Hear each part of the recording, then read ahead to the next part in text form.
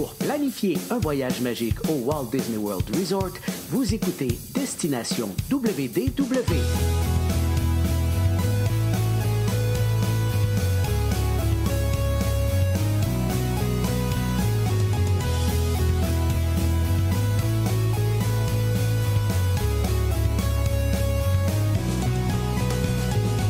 Voici votre animateur et ami personnel de Mickey, Jean-Philippe Paré.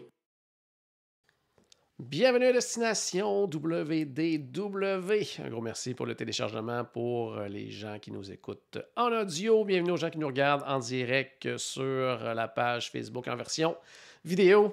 Les vidéos qui sont d'ailleurs disponibles sur notre chaîne YouTube et sur notre page Facebook. Aujourd'hui, on va se faire un épisode, manger, dormir, Disney. En fait, un épisode dans lequel on va parler de plein de sujets, donc plein de petits sujets courts. Je dis court, mais des fois, on s'étend quand même un petit peu. Et pour ce faire, mes deux bons amis sont là. Stéphane Leduc. Salut, Steph! Hey, ça va bien? Très bien, toi?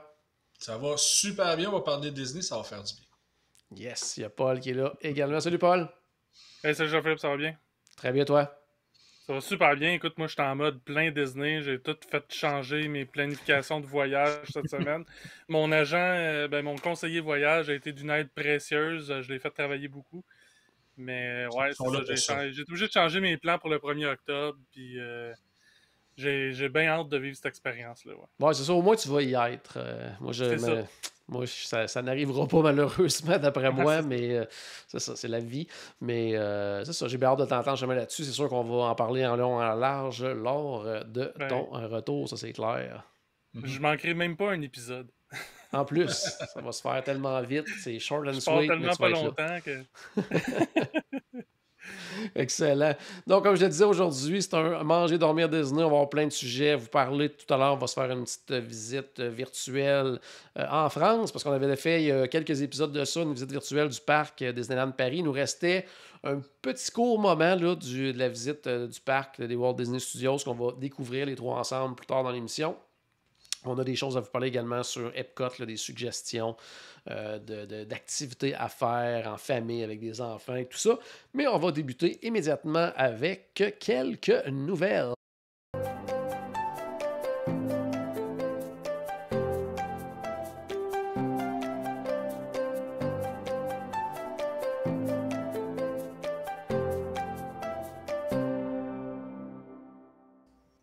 Beaucoup de choses quand même dans l'actualité dans les derniers jours, dernières semaines.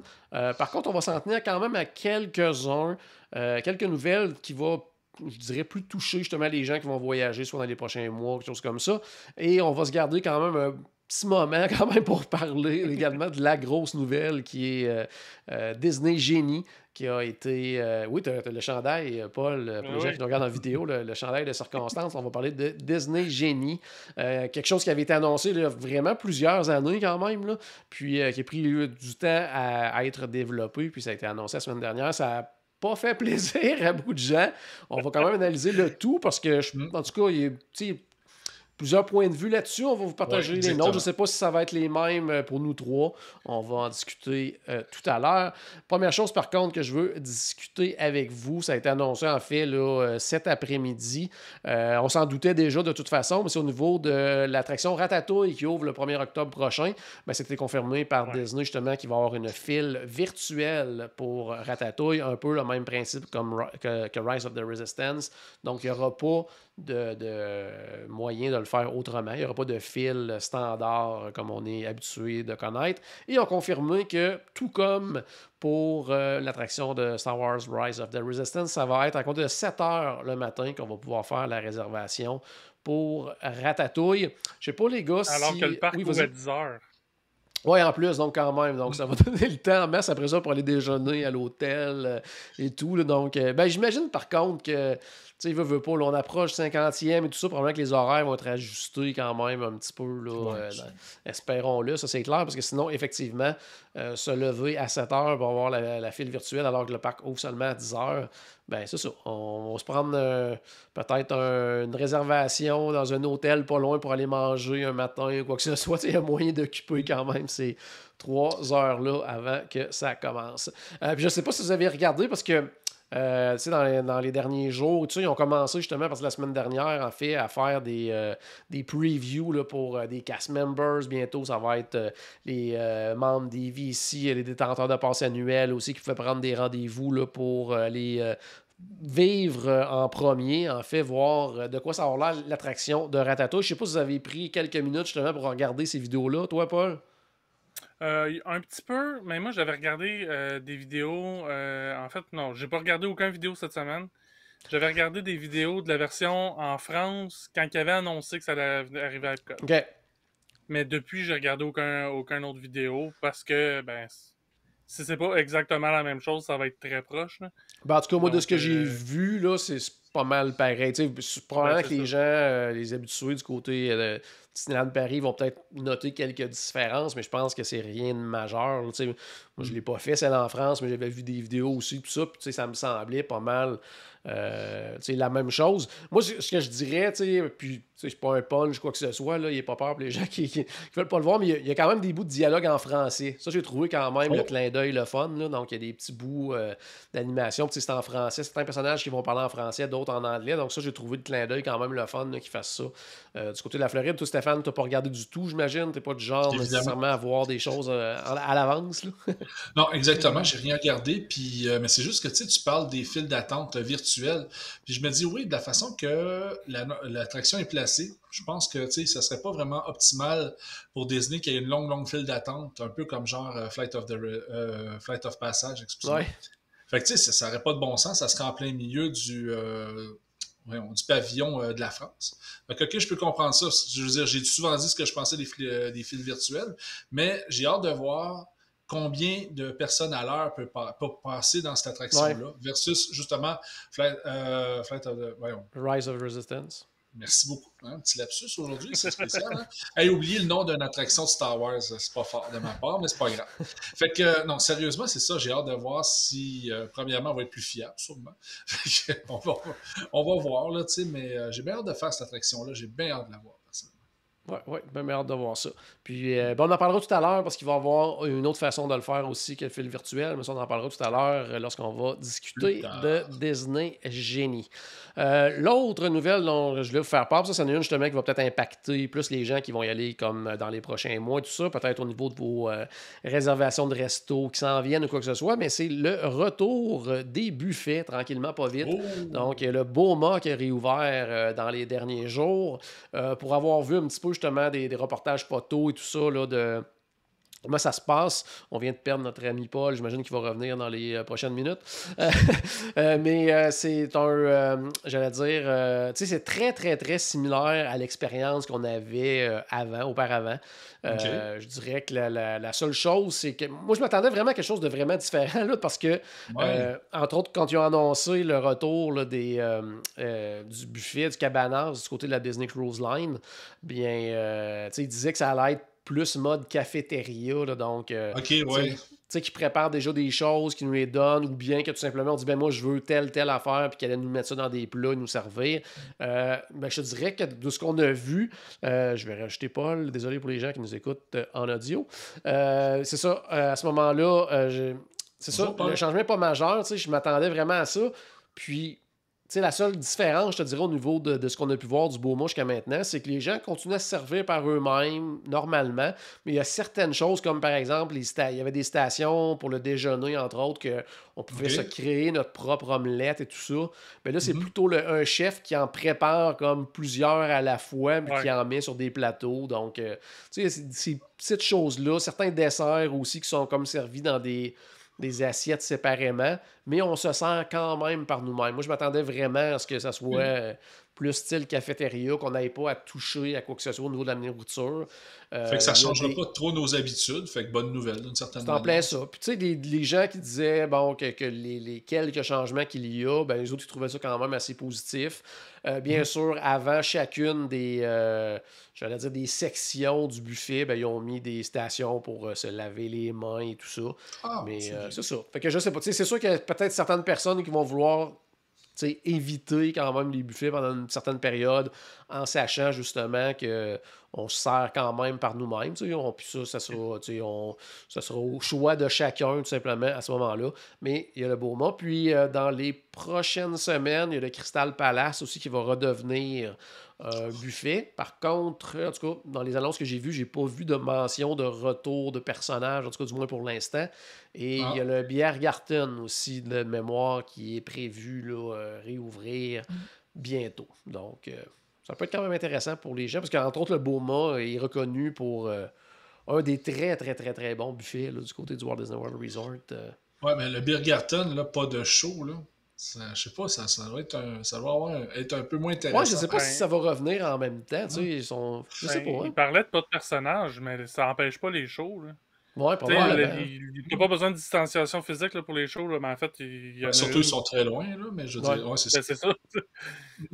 C'est en plein ça. Donc, c'est ça. J'ai hâte de voir à ce niveau-là de la façon que ça va revenir, mais je pense que ça peut être bien intéressant. Donc, des options de plus pour les gens qui vont voyager bientôt, donc au moment de vos réservations de restaurants. Prochaine nouvelle de laquelle je voulais discuter avec vous, c'est la transformation d'un restaurant qui était bien apprécié quand même du côté du Contemporary, le restaurant The Wave, qui va devenir le Steakhouse 71. Donc, changement quand même majeur. Il y avait eu beaucoup de rumeurs là, que ce restaurant-là pourrait devenir éventuellement un restaurant avec personnages. On parlait entre autres des Incroyables et tout ça. Il n'y en est pas question pour le moment, mais... Tu sais, je ne crois pas que ça soit vraiment... tu sais, que la thématique soit nécessaire pour avoir des personnages. Entre autres, pense entre autres au déjeuner, la trattoria Al Forno, où il y a Réponse, Ariel, tout ça. Je veux dire, il n'y a pas vraiment de lien entre le restaurant et la présence d'un personnage. Donc, ce ne sera pas nécessairement quelque chose qui serait impossible. Puis quand j'ai vu ça, moi, cette annonce-là, avec le nom Steakhouse 71... j'ai pensé tout de suite à Paul, j'ai trouvé, parce que j'ai dit, hey, clin d'œil, le fun quand même, avec Disneyland, mais aussi avec le nom du resto qui fait référence, bien sûr, à l'année d'ouverture du resort. Là. Puis moi, j'adore le logo. Dans le logo, il y a le 71, évidemment, mais on reconnaît très bien aussi le Contemporary Resort à l'intérieur du logo. Fait que moi, ça m'a fait triper. Puis, oui, c'est ça, ça fait référence aussi au Steakhouse 55 du Disneyland Hotel à Disneyland. Qui est fermé maintenant, à tout jamais en plus. Hein. Ouais, ben c'est ça. Fait que ça, c'est un peu étrange, là. Mais, en tout cas, moi, j'aime bien quand même le clin d'œil, même si c'est pas un clin d'œil pour quelque chose qui n'existe plus. Puis, tu sais, le Contemporary Resort, ben, c'est un des 2 hôtels originaux du Walt Disney World Resort, donc... un peu comme Disneyland Hotel. Je trouve que ça fait du sens. Ça. Je pense que ça vient fermer la boucle un peu. Ouais. The Wave, c'était quand même, par contre, une espèce de je l'ai dit, trésor caché, là, dans le sens que c'est un restaurant qui était très facile à avoir en réservation. Et c'était très, très, très bon. Moi, j'avais jamais essayé... sans jamais te rendre compte que c'était un restaurant. En plus, ouais, c'est en plein ça. Tu sais, moi, j'avais jamais essayé le déjeuner là-bas, mais il y avait une excellente réputation. C'est quelque chose qui était bien apprécié. C'est une espèce de mélange entre buffet et service, en fait, menu à la carte et tout ça. En tout cas, c'était vraiment, vraiment populaire, les déjeuners là-bas. En tout cas, moi, personnellement... Les gens qui suivent le podcast savent que le Steakhouse, mais ça va me parler énormément. Donc, je pense que ça pourrait être bien intéressant. J'aime beaucoup manger du steak quand je vais à Disney. Une des raisons, en fait, c'est qu'on n'en mange pratiquement pas ici. Moi, je suis le seul de la famille qui est un amateur de steak. Donc, à la maison, on n'en mange à peu près jamais du steak. Donc, quand je vais à Disney... c'est ma semaine où je me garde et que je mange du steak pratiquement à tous les restaurants. Donc, si vous voulez savoir où sont les bons steaks, absolument, je suis capable de vous répondre là-dessus. Là. Puis moi et Stéphane, c'est complètement l'inverse. On mange jamais de steak à Disney parce qu'on en mange régulièrement quand on est à la maison. C'est bon. Donc, c'est ça. J'ai bien hâte de voir. J'ai hâte de voir aussi... le décor et tout ça, parce que comme tu disais, Paul, le logo est trippant parce qu'il y a des petites références au Contemporary, tout ça. Donc, est-ce qu'on va y aller quelque chose classique, un petit peu comme ça, en faisant des références au resort en tant que tel. Donc, j'ai bien hâte de voir ça. Ce que j'ai trouvé étrange, puis j'en avais parlé aussi dans notre petite conversation qu'on se fait là, sur Messenger, nos conversations personnelles, quand j'ai envoyé cette nouvelle-là. Je trouvais ça spécial parce que sur l'annonce de Disney, la photo, c'était un morceau de gâteau qui était Oui. pour faire la promotion d'un nouveau steakhouse, gâteau au chocolat. Ça, j'ai trouvé ça quand même assez particulier. Mais, c'est juste pour dire qu'il n'y a pas juste le steak qui va être bon. Oui, probablement. Mais c'est clair que ça va être un resto que je vais essayer parce que de toute façon, ben de un, comme je le disais, j'aime le steak. Mais de deux, on s'entend qu'à Magic Kingdom, les restos à table, on a souvent tendance à sortir, puis aller dans les hôtels aux alentours et tout ça. Donc, ça en fera un nouveau là, à aller essayer. Stéphane, t'es-tu déjà allé, toi, à The Wave? Non, puis c'est justement, c'est plate à dire, hein, mais depuis que tu as commencé le podcast, on en a souvent parlé, ça a toujours été le genre de restaurant qui était dans ma bucket list, puis que je reportais. Ouais. Puis là, ben, c'est justement, là, ça devient un regret dans le sens que j'ai trop attendu, fait que j'ai perdu cette opportunité-là. Mais écoute, c'est comique à dire, mais moi, le restaurant, je sais même pas s'il m'intéresse vraiment parce que justement, du steak, on en mange tellement souvent que j'irais peut-être ailleurs, justement, essayer quelque chose d'autre autour à la place. Là. Je pense que je préférais quand même aller au Hana, ce genre de choses-là. Qui n'est pas partout dans le même resort, mais je veux dire, qui est quand même autour du Magic Kingdom. Mais une affaire, par exemple, aussi, tu disais, c'est à propos des personnages qui pourraient être dans ce restaurant-là. Moi, c'est comique à dire, hein, mais pour ce restaurant-là, je ne ressens pas le besoin d'avoir des personnages parce que quand on y pense, dans le Contemporary, c'est là que le meilleur restaurant avec personnages de tous les hôtels Disney, avec Chef Mickey. Fait que, ben, je veux dire, c'est pas le meilleur dans le sens de la qualité de nourriture, mais c'est plus comme le plus populaire, si on préfère. Mais c'est quand même très bon, là, je veux dire. Mais c'est ça. Fait que, il prend quand même beaucoup de place avec des personnages. Fait que je sais pas si c'est nécessaire d'aller ailleurs avec ça. Ben, Moi, je pense dirais que ça serait juste pour nécessaire. le déjeuner. Les rumeurs, c'est ça, c'était plus comme pour le déjeuner. Mais, comme mes cafés, genre. Ouais, c'est en plein ça, ou Trattoria, le Forno, tout ça. Donc, par contre, tu sais, nécessaire. C'est sûr que là, il va peut-être avoir l'aspect de nouveauté, mais comme on le disait tantôt, de Wave, je veux dire, on pouvait se rendre là le jour même pour pouvoir avoir une place. Là. Ça, souvent, Disney, ça annonce, tu sais, eux autres, ils veulent remplir leur resto. Là. Fait que ajouter des personnages comme, tu sais, Artist Point, c'était reconnu comme un des meilleurs restos à Disney, puis, tu sais, ils l'ont changé pour mettre des personnages dedans parce que, tu sais, c'était à moitié plein ou à moitié vide. Ça dépend comment on voit de quel côté on le prend. C'était pas plein, en tout cas, pour Disney, c'est ça. En plein ça. Donc, c'est peut-être un peu la même chose qui pourrait se faire de ce côté-là. Mais ça, la portion personnage, c'est des choses qu'on entend depuis longtemps, mais il n'y a rien de confirmé à ce niveau-là. Mais tu sais, c'est quelque chose qui n'est pas vraiment impossible. Mais moi, j'avais bien hâte de voir là, le Steakhouse 71. Autre petite chose, il y a eu une mise à jour cette semaine pour The Princess and the Frog. En fait, la nouvelle attraction qui va remplacer Splash Mountain. En fait, on n'a pas vraiment appris beaucoup de choses. Pour les gens que ça intéresse, par contre, il y a une vidéo là, qui a été mise en ligne sur le Disney Parks blog. Ça dure à peu près une trentaine de minutes. C'est vraiment une espèce de discussion là, entre autres des Imagineers, des gens qui travaillent tranquillement, pas vite, sur l'attraction. Oui, c'est ça. Puis, bon, regarde, on parlait un petit peu, puis il disait vraiment, au niveau de l'attraction, ben, moi, ce que j'ai retenu, c'est qu'il parlait vraiment, de audio animatronique, là, de hyper avancé, dernière génération, tout ça, donc il devrait être très intéressant à ce niveau-là, qu'on allait être plongé dans une espèce de fête de Mardi Gras, donc, c'est un peu ce qu'on avait pensé quand il avait annoncé le tout. Ce que j'ai trouvé aussi, parce qu'on sait, bon, qui enlève Splash Mountain pour des raisons un peu, disons, éthiques, si on veut, à cause sociale, à cause du message que ça passe et tout. Et dans le 30 minutes que la vidéo dure, à moins que je n'aie manqué vraiment des bouts, mais il y a quelques autres personnes qui l'ont fait remarquer aussi, donc d'après moi, c'est vrai. Je pense qu'ils nomment pas une fois Splash Mountain, donc c'est comme si l'attraction jamais existé. Donc, c'est ça. Donc, ils travaillent là-dessus. En tout cas, il y a eu certains concepts, justement, comme la photo qu'on voit là, pour les gens qui nous regardent en audio, mais on va vraiment suivre Tiana comme en bateau, j'imagine. On semble aussi utiliser, il fallait s'y attendre aussi, beaucoup d'audio animatroniques qui sont déjà là, au niveau des animaux, tout ça qu'on voit un peu partout. Parce que ça va quand même rester qu'on va être en bateau et tout ça. Donc, certains animaux, les grenouilles et tout ça, on peut les voir encore sans problème. Là. Faut aussi qu'ils trouvent une manière de sauver un peu d'argent, dans le fond, là, en récupérant des audio animatroniques existants. C'est ce qu'il avait fait au départ. C'est une bonne façon de la faire. Ben, en plus, du côté de Disneyland, c'était tous les audio animatroniques qui venaient de l'ancien Carousel of Progress qui a été rendu à America Sing, me semble. qu'il y avait un paquet de duos animatroniques d'animaux qui savaient pas quoi faire avec, et ils les ont mis dans Splash Mountain, puis après ça, ils ont reproduit l'attraction du côté de la Floride. Mais, tu sais, moi, au niveau de la princesse et la grenouille, du côté de la Californie, ça marche au bout avec le New Orleans Square. Puis, tu sais, Splash Mountain est déjà dans New Orleans Square, fait que ça, ben, tu sais, il est à côté de New Orleans Square, fait que, tu sais, il va rester Winnie the Pooh qui ne fera plus là. Ouais. Mais du côté de Disney World, ça me rentre pas dans la tête comment la princesse et la grenouille va faire pour rentrer là, à moins qu'ils créent un nouveau land que pour Autour, Splash ouais. Mountain, puis que Big Thunder Mountain Railroad, tu sais, on contourne le land pour aller rester dans...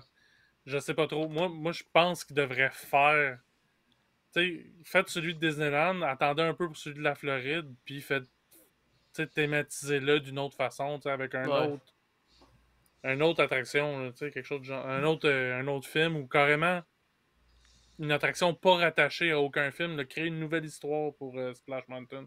Ouais. Puis ça, dans la discussion, mon avis. dans la discussion, il était à un moment donné mentionné aussi peut-être la possibilité éventuellement d'un restaurant et tout ça. Donc, c'est ça, on le voit un peu plus, exemple, c'est comme du côté justement là, de la Californie, de la misère un petit peu située, comment ils pourraient intégrer ça. Tu sais, à moins de vraiment dire à un moment donné, tu sais, Frontierland, on le divise carrément en deux, tu sais, à partir de. Je sais pas comment ils pourraient faire fonctionner Ben, ça, là. Le problème, c'est que Splash Mountain, il est entre Frontierland puis Big Thunder Mountain Railroad. Ouais. Fait que c'est... Ouais, ça serait compliqué un peu. Ça Mais tu sais, serait- de ça serait prendre compliqué. comme, tu sais, mettons, Pecosville jusqu'à, tu sais, mettons, début de Country Bears, puis ça, comme ça devient une nouvelle zone avec Splash Mountain. Je sais pas trop, j'essaye de penser C'est comment ça. ils pourraient faire ça. Oh, ouais, non, je sais. Mais c'est pas ma job, je suis bien content parce que ça va être un méchant casse-tête s'ils veulent. Ou bien ils vont tout simplement le laisser comme ça, Frontierland, et s'arranger pour que ça fitte dans le décor, tout simplement, puis pas se casser Moi, la je tête. pense tout que ce ça qu'il aurait faut. plus ça, honnêtement. Ouais, c'est ça.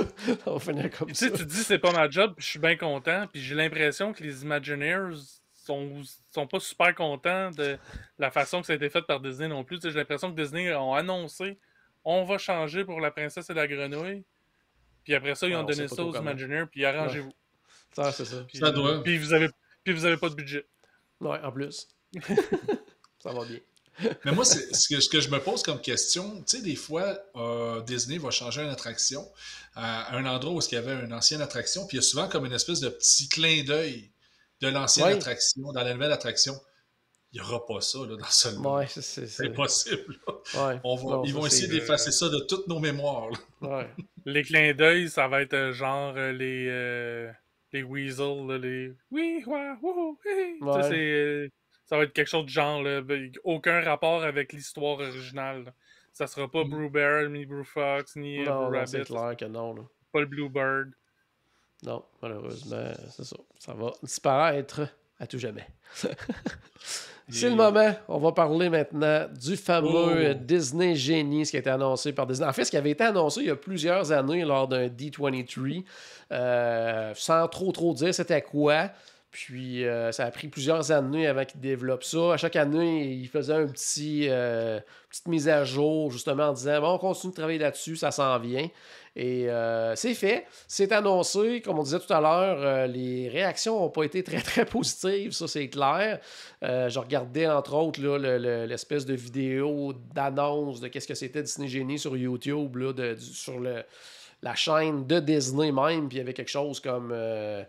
c'était quoi? C'était rendu à genre 14 000 commentaires négatifs. Là. C'était des pouces par en bas. Puis chaque commentaire négatif avait des centaines de commentaires aussi négatifs qui suivaient. Mais moi, ce que j'allais dire là-dessus, c'est je pense que c'est plus une espèce de cumulatif de plein de choses qui s'est fait dans les dernières années, plus que vraiment Disney Genie. Parce qu'il y a des choses intéressantes. On va en parler après. Là. Vas-y, Paul. Et c'est surtout une réaction à chaud. Ouais. Quelques jours après, là, je dis quelques jours après, comme si ça faisait des mois que c'était sorti. Mais tu sais, après quelques heures, là, déjà, il commençait à avoir des commentaires un petit peu plus. Attendez, il n'y a pas juste du mauvais là-dedans, il y a ça qui est bon, il y a ça qui est bon. Les fast-pass, ça n'avait pas juste du bon non plus. Il y avait beaucoup de points négatifs aux fast-pass. Entre autres, les files d'attente régulières étaient beaucoup plus longues à cause des fast-pass. Fait que Ouais, d'avoir puis ça, moins de ouais. fast-pass, ça permet d'avoir des files régulières qui avancent plus, tu sais.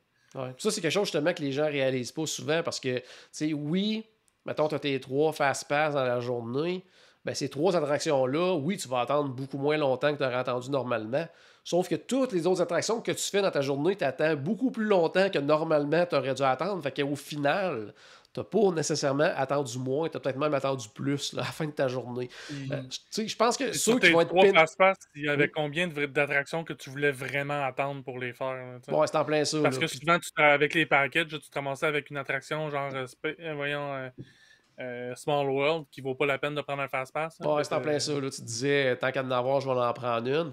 Puis, qu'est-ce que j'allais dire aussi là-dessus? C'était. Oui, c'est ça. Puis, je pense que ceux qui vont être vraiment pénalisés, c'est comme les habitués là, que ils vont quand même relativement souvent, puis que des fois, dans leur journée, tout ce qu'ils faisaient, c'était leurs 3 fast-pass, puis le reste de la journée, tu sais, se promener dans les parcs, aller manger au resto. Tu sais, c'est plus eux qui vont être peut-être pénalisés. Par contre, ils vont avoir l'option justement de payer pour le Génie Plus. On va en parler tout de suite après. Mais justement, ce qu'on va faire, c'est qu'en premier, je vais juste en gros expliquer c'est quoi. Je ne penserais pas parce que pour les gens, mettons, qui voudraient avoir comme beaucoup plus d'infos, tout ça, Charles, justement, sur la page Facebook de WD World, il avait fait un direct là, la journée même ou le lendemain que c'est annoncé, là, à peu près 1h30, où il en parle un peu plus en long et en large. Mais je veux quand même faire un petit tour de qu'est-ce que c'est Génie Plus, Lightning Lane, tous des termes que on va devoir entrer dans notre vocabulaire Disney dans les prochains mois. Parce que de un, là. Ouais, c'est ça. Ouais, c'est ça. Fast Pass, enlevez-vous ça de la tête, les Fast Pass, ça n'existe plus. Donc, ça va falloir. Ça va être un automatisme. On va appeler ça des Fast Pass encore longtemps. Là, on s'entend. Là. On parle encore de Cut Center, des MGM Studios. Là, donc, c'est clair qu'il y a des Fast Pass. On en parle encore longtemps, mais ça n'existe plus des Fast Pass. À la base, Disney Genie, c'est quoi? Ben, ça va être c'est quelque chose qui va être intégré dans My Disney Experience et ça va être quelque chose qui va être gratuit. Donc, Genie à la base, là, les fonctions de base sont gratuites. Il y a des choses que vous allez pouvoir payer pour après, mais à la base, c'est gratuit. Puis qu'est-ce que ça va faire? C'est qu'on va pouvoir... puis ça, c'est quelque chose que je trouve intéressant d'ailleurs, puis beaucoup pour les premiers voyageurs, entre autres, des gens qui vont moins souvent, ça va être de se créer un itinéraire. Donc, on va pouvoir dire, moi, dans ma journée, je veux faire telle attraction, telle attraction, ou dire, ben moi, c'est ce genre d'attraction-là qui m'intéresse, ce genre d'activité-là qui m'intéresse et tout ça. Et là, pendant la journée, ben, Disney vont vous proposer un horaire qui va être évolutif en plus au fil de la journée. Parce qu'il peut aussi bien vous dire, ben, au départ, vous faire un horaire, puis vous dire, bon, ben, je veux faire Pirates des Caraïbes, puis on vous l'avoir mis dans l'après-midi, et tout d'un coup, il n'y a pas d'attente, zéro attente à Pirates des Caraïbes, mais ils vont pouvoir comme actualiser l'horaire et vous dire, hey, on va le faire Pirates des Caraïbes tout de suite. Il n'y a pas de temps d'attente. Donc ça, c'est vraiment intéressant à ce niveau-là. Puis il va y avoir aussi, ce que je trouve le fun, on avait déjà les temps d'attente dans l'application, mais maintenant, il va y avoir les prévisions de temps d'attente aussi. Donc ça, je trouve ça le fun de dire, ben regarde, là, actuellement, il y a 60 minutes. On prévoit qu'à 16h cet après-midi, il va en avoir 25. Donc, si la tendance se maintient. Si la tendance se maintient, effectivement. Donc, ça aussi, ça va pouvoir jouer dans nos décisions puis nous aider aussi à faire tout de suite le bon choix pour le reste de la journée. Ça, je trouve ça le fun.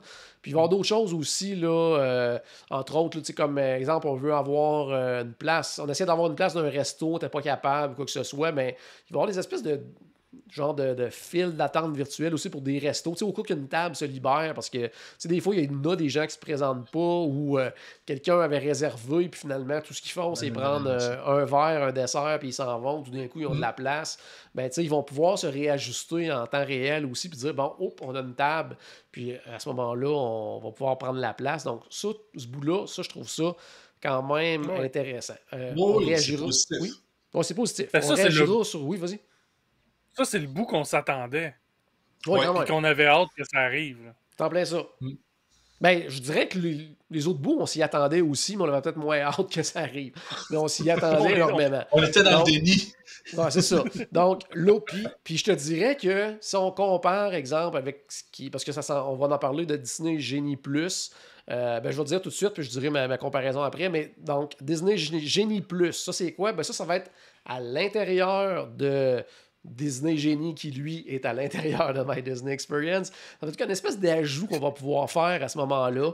Ça va coûter 15$ par personne par jour.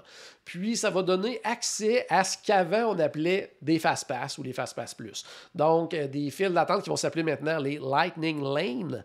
Je trouve ça moyen comme nom, là, mais en tout cas. Lightning Lane qui vont donner accès, justement, à des... j'allais dire des fast-pass, mais des entrées rapides dans les attractions. En plus de ça, il va y avoir certaines attractions qu'on va pouvoir payer à la carte. Donc, c'est ça. Donc, exemple, Star Wars Rise of the Resistance, Ratatouille, donc on va pouvoir payer tout ça. Donc, ça va être comme à part. Là, on n'a pas de prix pour l'instant. On entend plein de choses entre 4 et 24$ selon la date, le jour, l'attraction, la demande et compagnie. Puis, donc, on ne sait surtout pas quelle attraction. On ne sait pas quelle attraction. Par contre, on a une bonne idée. Mais... on a une très bonne idée. Puis ce qui, tu sais, sans l'avoir officialisé, souvent, de la façon que Disney le présentait, il semblait sous-entendre qu'il allait comme en avoir comme 2 par parc. Là. Donc, tu sais, on peut faire quand même un calcul rapide de se dire, bon, Hollywood Studios, on sait déjà que Star Wars Rise of the Resistance, la deuxième risque fort d'être Slinky Dog Dash, là, tant qu'à moi. Mais ça, c'est une bonne nouvelle, par exemple. Parce que ça veut dire que Rock'n'Roller Coaster, l'autre, l'attraction avec c'est une bonne nouvelle, c'est une bonne rumeur. Désolé. C'est pas officialisé encore, là, fait qu'on s'excitera pas tout de suite, mais si c'est vrai, effectivement, c'est une bonne nouvelle parce que Toy Story, Midway Mania et compagnie, Star Tours, en fait, le Smuggler's Run, le Falcon, ça c'est déjà confirmé que c'est dans celles qui sont dans Genie Plus, là, à 15$ par jour. Là. Donc ça, c'est quand même intéressant. Fait que on peut penser après ça qu'à Magic Kingdom, ils ont déjà dit qu'il y avait la mine des 7 nains dans les attractions, donc s'il y en a juste, disons que c'est vrai qu'il y en a juste 2. L'autre, ça risque d'être probablement Space Mountain jusqu'à temps que Tron ouvre, j'imagine. Ouais, ben c'est ça. Tu sais, Epcot, une, ça va être Ratatouille, l'autre, ça risque d'être Test Track, probablement, j'imagine. Je sais pas trop. Test Track, Soarin' ou Frozen. Ouais, quelque chose comme puis, ça. Jusqu'à temps que Guardians of the Galaxy ouvre. Ouais, c'est en plein ça. Jusqu'à temps que ça, c'est en plein ça. Donc après ça, si ça, c'est à voir après, disons, exemple, si c'est vraiment vrai que c'est 2 attractions par parc, est-ce qu'ils vont toujours garder ça comme ça ou les nouvelles vont s'ajouter puis après ça, il va en avoir plus que 2? Ça se peut aussi. De toute façon, comme je disais, c'est rien d'officiel. Là, c'est selon ce que, tu sais, en analysant un peu ce que Disney disent dans leur texte, on semble comprendre qu'il y en a comme 2 par jour. Envoyez-nous pas des courriels de bêtises si on se trompe. Oui, c'est en plein ça. Oui, c'est ça. C'est de la spéculation, comme on dit. Cette partie-là, Genie Plus, on n'en veut pas de Genie Plus. Est-ce qu'on peut faire quand même les attractions? Bien sûr que oui. Dans les files standards, les files régulières pour toutes les attractions, ou bien les files virtuelles comme Star Wars Rise of the Resistance ou Remy's Ratatouille Adventure. Pour l'instant, il n'y a pas de date officielle encore pour l'ajout, justement, de Disney Genie. Mais dans il Genie parle Plus, je me trompe-tu où il y a les Photopass? Oui, il y a les Photopass. Non, ça, c'est du côté de Disneyland que les photos sont incluses. OK, c'est pour ça qu'il est plus cher du côté de Disneyland. Parce que c'est ça que j'allais dire. Parce que moi, il y a 3 ans, quand je suis allé du côté de Disneyland, il y avait, là, j'ai oublié le nom du service, là, mais ça ressemblait beaucoup. Ouais. Max Pass, exactement. Ça ressemblait beaucoup à justement Genie Plus, la portion que tu payes par jour puis tu peux aller chercher tes Fast Pass. Mais il y avait le Photopass d'inclus. Mais là, c'est ça, là, ils gardent ça, mais c'est pour ça qu'il est 5$ plus cher du côté de Disneyland. Ouais, c'est en plein ça. Logique. Ouais. C'est en plein ça. Donc, ça, c'est en gros ce qui est le Genie Plus. Bon, la différence, mettons, entre Genie, on va souvent parler de Genie Plus, ben, tu sais, Genie, là, c'est tout ce qui est planification et tout ça, itinéraire, suggestion et tout ça, c'est gratuit. Genie Plus, c'est la partie payante où on paye un 15$ par personne par jour pour avoir ça, pour pouvoir faire des attractions, utiliser les Lightning Lane, donc les files d'attente plus rapide. Ensuite de ça, c'est qu'est-ce que j'allais dire là-dessus? De la façon que ça va fonctionner, oui, on va pouvoir soit l'ajouter à l'avance avant de partir, donc régler ça avant de partir. À ce moment-là, ça va être ajouté sur la totalité de notre séjour. On est là 7 jours, on va avoir 7 jours de Génie Plus. Sinon, on peut attendre sur... Oui, vas-y. Ben, on a 7 jours d'entrée au parc. Oui, c'est ça la question. C'est ça va avec les entrées au parc, là, effectivement. Là. Donc, selon le nombre de billets. Une journée à l'hôtel sans aller dans un parc, je paye pas pour Génie Plus. Non, c'est en plein ça. Ça va aller en fait, ça va être le billet. C'est le nombre de jours de billets de parc, tout simplement. Ensuite de ça, sinon, on peut l'ajouter sur place même. La journée même, on peut dire on ajoute Génie Plus. Je crois que c'est à partir de ce qui semblait dire, à partir de minuit, tu sais, mettons, à minuit ce soir, on est mercredi au moment qu'on enregistre, ben, quand on va arriver à minuit, je peux l'ajouter pour le jeudi. Par contre, on ne peut pas réserver nos fast-pass avant nos Lightning Lane avant 7 heures de toute façon, là, mais c'est ça, on va pouvoir quand même l'ajouter tout de suite. Ça, c'est le fun. C'est le fun parce que si on va dire que tu ne sais pas si tu vas aller dans un parc cette journée-là ou si tu en as vraiment besoin, ben là, tu te lèves à 6h30 le matin, tu peux déjà payer ton application. Ben, ton forfait, si tu préfères. Puis après ça, ben, à 7 heures, tu as les avantages comme si tu l'aurais payé avant ton voyage. C'est quand même le fun d'avoir ce choix-là d'avance. Là, c'est le fun d'avoir le choix, puis surtout en période où tu n'es pas certain d'en avoir vraiment besoin. Ouais. Si tu y vas au mois de septembre, mettons, tu dis habituellement, septembre, il n'y a pas un chat, je ne le prendrai pas. Rendu sur place, oups, une journée, tu n'avais pas pensé, il y a un événement, il y a quoi que ce soit, d'un coup, il y a beaucoup de monde, mais tu dis, ben là, aujourd'hui, je vais l'ajouter, je vais payer pour. Ça, je trouve ça quand même le fun. Qu'est-ce que tu allais dire, Paul? Aussi, si ça fonctionne comme la MaxPass, tu peux juste te prendre via l'application une FastPass à la fois. Oui, ça va être ça, ça va être une à la fois. Tower of Terror. Après un certain... Mettons, ma réserve, il n'y a pas de place avant... Il est 9h le matin, je prends pour Tower of Terror, il n'y a pas de place avant midi et demi. Ben, à partir de 10h, je vais pouvoir tout de suite booker un autre fast-pass pour une autre attraction. En tout cas, MaxPass, c'est comme ça que ça fonctionnait. Ben, ça va être comme ça, si ça va fonctionner, ça va être une à la fois. Confirmé, oui, c'est en plein ça. Par contre, ce qui n'est pas confirmé, c'est est-ce que c'est comme avant... dans le sens que je dis n'importe quoi, mais tu sais, il est 7h le matin ou 8h le matin, tu te prends une fast-pass pour la Tour de la Terreur, il y a déjà plein de monde qui l'ont pris, puis ta fast-pass était genre 1h l'après-midi. Est-ce qu'il va y avoir une espèce de gap, tu sais, comme avant, quand c'était des fast-pass papier, tu sais, c'était quoi? C'était 2h ou 2h30. En tout cas, si ta fast-pass était trop loin, tu avais quand même le droit de t'en prendre un autre à un moment donné, parce que, tu sais, ça faisait comme pas de sens d'attendre tout ce temps-là. Ça n'a pas été... spécifié à ce moment-là. Autre chose aussi pour les attractions payantes, là, vraiment qu'il faut pas incluses dans le 15$ par personne par jour, des attractions à part comme Rise of the Resistance, Rémi Ratatouille et tout ça. On n'a pas besoin de prendre Génie Plus pour avoir ça. Tu n'as pas besoin à payer le 15$ et en plus dire aujourd'hui, je dis n'importe quoi, Rise of the Resistance, ça coûte 20$ par personne, mais tu n'as pas besoin de payer le 15$ par jour plus rajouter un 20$. C'est vraiment comme deux choses complètement à part. Ben, ça donne une belle option. On va dire que tu veux absolument faire une attraction. Tu sais, je veux dire, on parle de Rise of the Resistance au Rémi, justement. Mais tu sais, celle-là, c'est super important pour toi. Ben là, tu mets le budget pour ça. Tu prends pas Disney+, mais tu continues je veux dire, Genie+, mais tu continues à profiter du Genie normal pour organiser ta journée. Fait que ça donne quand même des pas pires options. Là, tu sais, je veux dire, tu peux gérer ton budget.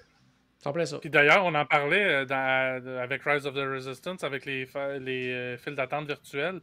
Tu sais, les fans de Star Wars qui vont à Hollywood Studios que pour Star Wars, puis que là, ils arrivent, puis qu'avec la ligne d'attente virtuelle, ne réussissent pas à avoir un boarding group pour Rise of the Resistance.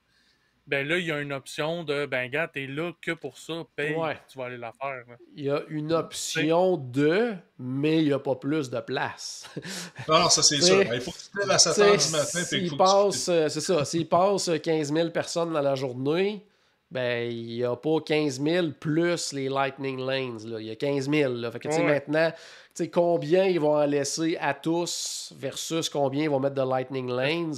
Par contre, ça c'est autre chose. Je dis n'importe quoi. Il y a 15 000 places, mettons, dans ta journée, OK? Mettons qu'ils en mettent 10 000 dans Génie Plus et 5 000 dans Lightning Lanes. Ben, s'ils en vendent juste 1 000, T'sais, ça va se rajouter dans la journée. T'sais, peut-être que ça va donner chance justement d'en avoir à un moment donné plus dans la journée. Tout d'un coup, il y a des passes virtuelles qui reviennent disponibles parce qu'ils n'ont pas vendu les places. Ça c'est tout à voir. Là. On va vivre l'expérience quand ça va commencer. Mais ça, je trouve ça intéressant quelque part aussi. Là. Ou le prix va diminuer. Peut-être aussi. Ils vont peut-être ajuster le prix, effectivement, pour dire là, on veut liquider le Lightning Lane. Ça peut être intéressant aussi. Mais ça, encore une fois, c'est de la spéculation et non pas des infos officielles. Pour le reste, qu'est-ce que j'allais dire? Il y a une question, je pense que c'est Patrick, justement, qui vient de rentrer, qui demandait est-ce que c'est moins cher si on l'achète pour la semaine complète versus on l'achète sur place? Je ne crois pas. En tout cas, de ce qui est annoncé, c'est 15$ par jour. Ça serait logique. C'est ça, mais la seule chose, dans le fond, que ça va donner, ça va être vraiment de se dire, ben, si c'est inclus dans mon forfait, je l'ai payé d'avance, j'ai pas à me casser la tête à essayer de me l'ajouter la journée même ou quoi que ce soit. Donc, il y a ça que je trouve intéressant aussi. Autre chose que je voulais ajouter là-dessus. Ah oui, moi, ce que j'ai trouvé aussi bien le fun aussi, parce que bon, dans les derniers mois, on sait que les gens disent bon, il y a moins d'avantages. Ils enlèvent certains avantages à séjourner dans les hôtels Disney. On n'a plus le Magic Band inclus, on n'a plus ci, on n'a plus ça. Ben, maintenant, avec cette nouvelle façon de faire-là, qui, à quelque part, est un peu un retour à l'arrière, c'est-à-dire qu'on revient un peu comme les Fast Pass avant, qu'on ne réserve plus à l'avance. Maintenant, ça va être le jour même, une à la fois, et tout ça. Ben, ça va faire en sorte que, pour les attractions populaires, être là à l'heure d'ouverture, ça va être un méchant avantage. Puis, les gens qui séjournent dans les hôtels Disney vont avoir accès 30 minutes avant l'ouverture par rapport à ceux qui sont hors site. Donc, là, ça va devenir vraiment un avantage. Il y a aussi qu'à partir de 7 h le matin, on va pouvoir, exemple de notre hôtel, quoi que ce soit, réserver notre première Lightning Lane inclus dans Genie Plus ou payer notre Lightning Lane d'avance. Alors qu'exemple, pour celle pour Genie Plus, ceux qui sont hors site vont devoir être dans le parc. Donc, encore là, dans ce 30 minutes-là, on a un autre aussi. Parce que si, mettons, tu t'es pris, je sais pas, moi, ta première Lightning Lane dans Genie Plus dès l'ouverture du parc, parce que tu as réussi à avoir une tripante, tu veux la faire tout de suite, mais tu as peut-être le temps déjà d'en prendre un autre avant que les gens hors site rentrent sur le site. Donc ça devient un avantage quand même bien appréciable. Tu sais, au début, on se disait, oh, ils ont enlevé des choses, ils ont enlevé l'extra Magic Hour, ça va être moins le fun. Là, on dirait que ce 30 minutes-là, dans tous les parcs à chaque jour, il devient vraiment important, puis ça devient un avantage bien le fun. En tout cas, moi je trouve. Là. Puis, tu sais, on se souvient, parce que là, il y a des gens, puis c'est compréhensible, parce qu'à chaque fois qu'on change les habitudes Disney, surtout pour les gens comme nous autres qui y vont super souvent, et qui disent, c'était le fun de planifier à l'avance. On savait, tel jour, j'ai tel Fast Pass. On remonte quelques années en arrière, quand on avait annoncé My Disney Experience, qu'il fallait maintenant réserver les Fast Pass 60 jours à l'avance. Les réactions de tout le monde, c'était pourquoi que je réserverais 60 jours à l'avance? Comment je fais pour savoir qu'est-ce que j'ai le goût de faire cette journée-là? T'sais, on est vraiment comme un peu. Je suis toujours dans cette optique-là, personnellement. Moi, je préfère. J'aime cette méthode-là, justement. J'aime organiser ma journée un peu puis aller avec le feeling. Puis justement, avec le Genie, justement, là, tu l'ouvres, puis OK, ben aujourd'hui, j'ai le goût de faire cette attraction-là, telle chose. Puis là, tu sais, le Genie va te gérer un peu en même temps. Fait que là, tu sais, vraiment, tu te lèves, puis tu sais ce que tu veux faire un peu, là. Fait que, tu sais, puis la journée va être gérée en conséquence. Ben, pour vrai, l'application va t'aider à gérer ta journée en conséquence. Puis ça, c'est vraiment le fun, pareil, quand on y pense. Mais il y a une affaire qui me pop comme question. Là. On va dire que, justement, on prend le Genie Plus, on veut aller prendre une attraction, la meilleure attraction au monde, genre Tower of Terror. Mais là, tu es une famille de 4. Est-ce qu'il va y avoir comme quelqu'un qui va gérer l'application pour toute la famille? Je veux dire, est-ce qu'il va y avoir comme une application qui va leader tout? Puis là, tu peux prendre carrément tes 4 Lightning Lane, excusez-moi, le Fast Pass sortait trop vite. Étant donné que c'est dans My Disney Experience, d'après moi, oui, là, ça va être le même fonctionnement comme on faisait actuellement.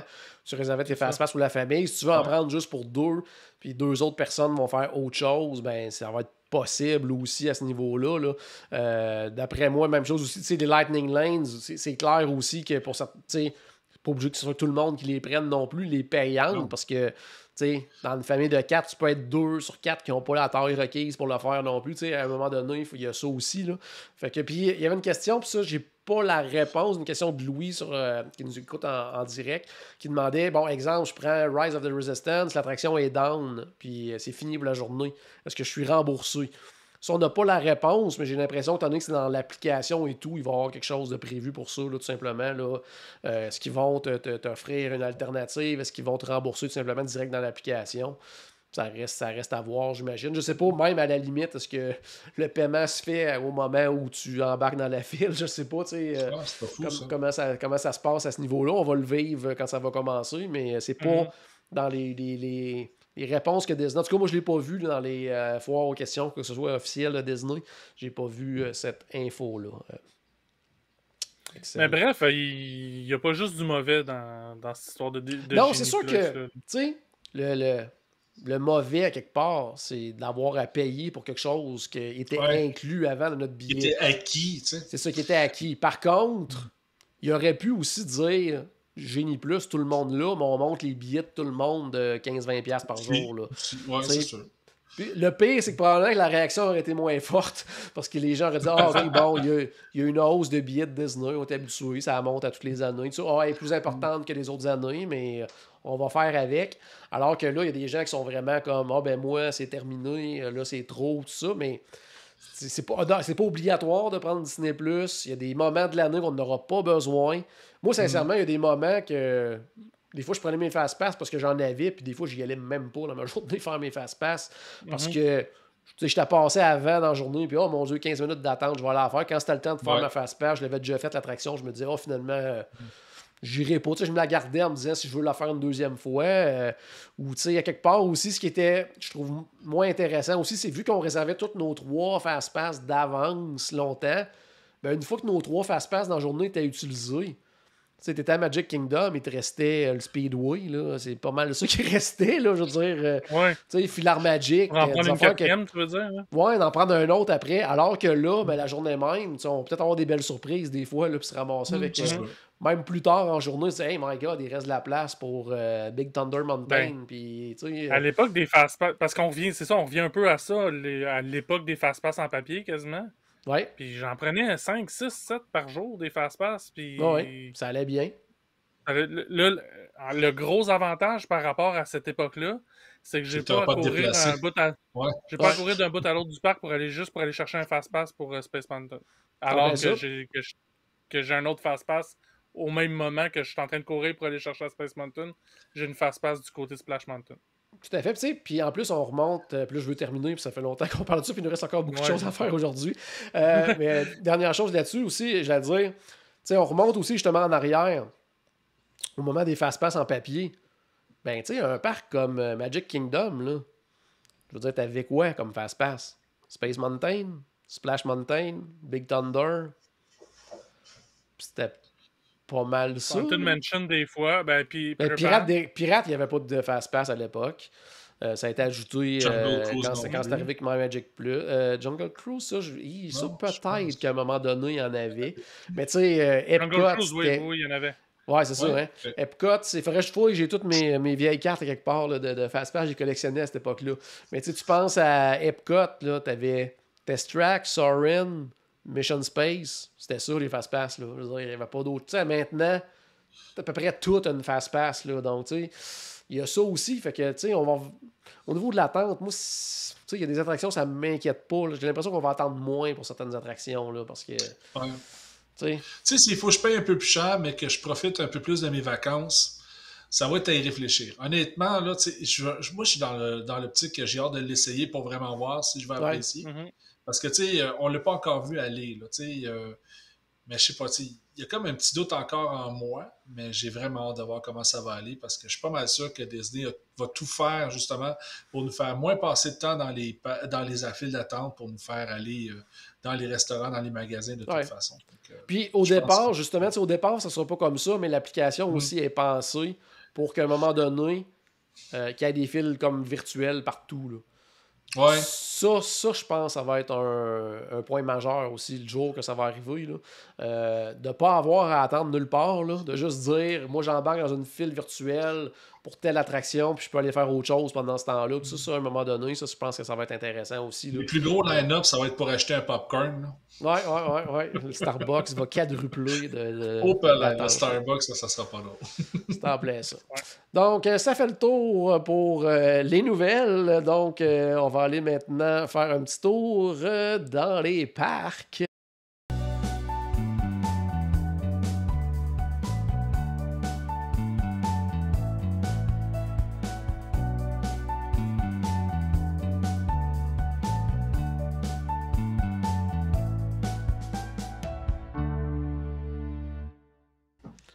On s'en va dans les parcs aujourd'hui. On s'en va du côté de Epcot. Et je nous lance un genre de petit défi, si on veut, aujourd'hui, parce que souvent, Epcot a une mauvaise réputation pour les jeunes enfants. Souvent, les gens disent c'est moins intéressant pour les jeunes enfants. Moi, j'ai toujours été contre cette affirmation-là. Même que pendant longtemps, mes enfants, quand ils étaient beaucoup plus jeunes, c'était leur parc préféré. Ils adoraient Epcot, que ce soit pour le World Showcase, pour découvrir les différents pays et tout ça. Les attractions leur plaisaient également.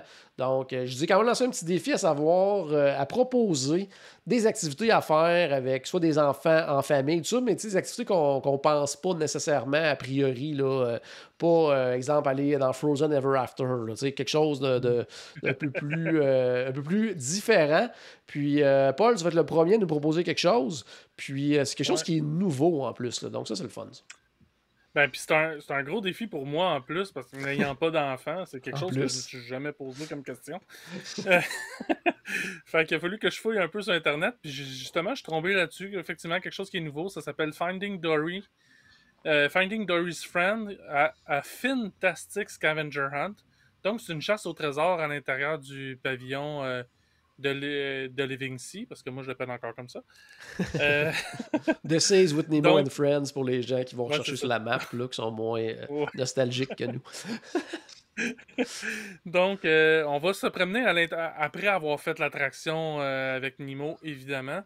On va pouvoir retrouver le petit kiosque qu'on peut voir pour ceux qui nous écoutent en vidéo, où il y a des pamphlets. On peut aussi le télécharger à l'avance et l'imprimer directement sur le site de Disney. Donc, évidemment, le point négatif, puis c'est malheureusement beaucoup le cas pour les trucs comme ça qu'on a à faire avec des enfants à Disney, c'est que c'est en anglais. Donc, on peut pas vraiment laisser notre enfant explorer. Vous pouvez pas laisser votre enfant, que je voudrais dire, explorer comme ça. Va falloir l'accompagner, va falloir l'aider, traduire pour lui. Puis peut-être aussi, des fois, il va y avoir des jeux de mots étranges qui vont mal se traduire en français. Oh ouais. Si on pense, par exemple, quand Nemo va à l'école dans la mer, en anglais, un banc de poissons, c'est un fish school. Fait que si on se retrouve avec ce genre de jeu de mots-là dans le jeu, ça se peut qu'on va avoir de la misère un peu avec la chasse au trésor, mais je pense qu'il y a moyen de se débrouiller quand même. Il va falloir se promener un peu partout à l'intérieur du pavillon où il y a des affiches descriptives là, qui expliquent, qui montrent tel poisson, qu'est-ce qu'il fait, il vient d'où, puis tout ça, qu'est-ce qu'il mange en hiver. Puis, dans le fond, à l'intérieur de ces textes-là, il va y avoir des indices en lien aussi avec le pamphlet. Donc, il va nous amener au prochain point, que là encore, il va falloir trouver un indice qui va nous amener au prochain point, ainsi de suite, jusqu'à temps qu'on ait retrouvé tous les amis de Dory. Donc, je pense que ça peut être quelque chose d'intéressant à faire avec les enfants. Évidemment, comme je disais, il faut le faire avec lui. C'est ça, c'est des autocollants. Oui, c'est ça. À chaque station, on va trouver C'est ça, en plus, ouais, c'est ça. Fait que là, ça fait un petit c'est inclus avec le prix du billet d'entrée. Donc, tu sais, c'est quelque chose de le fun. Puis si on le fait bien avec son enfant, si on prend bien soin de... en plus, il va apprendre des trucs. Ouais. Puis il va revenir avec un petit souvenir de ce qu'il a appris, justement. Non, puis, je pense que c'est quelque chose de bien intéressant qui rejoint beaucoup la mission d'Epcot, justement, d'apprendre en s'amusant. Donc, tout à fait. Ça permet en plus, moi, ce que je trouve le gros positif là-dedans, c'est qu'en plus, ça permet de découvrir un pavillon qui est sous-estimé, tant qu'à moi. Tu sais, ce pavillon-là est supérieur à beaucoup, beaucoup d'aquariums que vous allez payer genre 40-50$ juste pour entrer dans cet aquarium-là.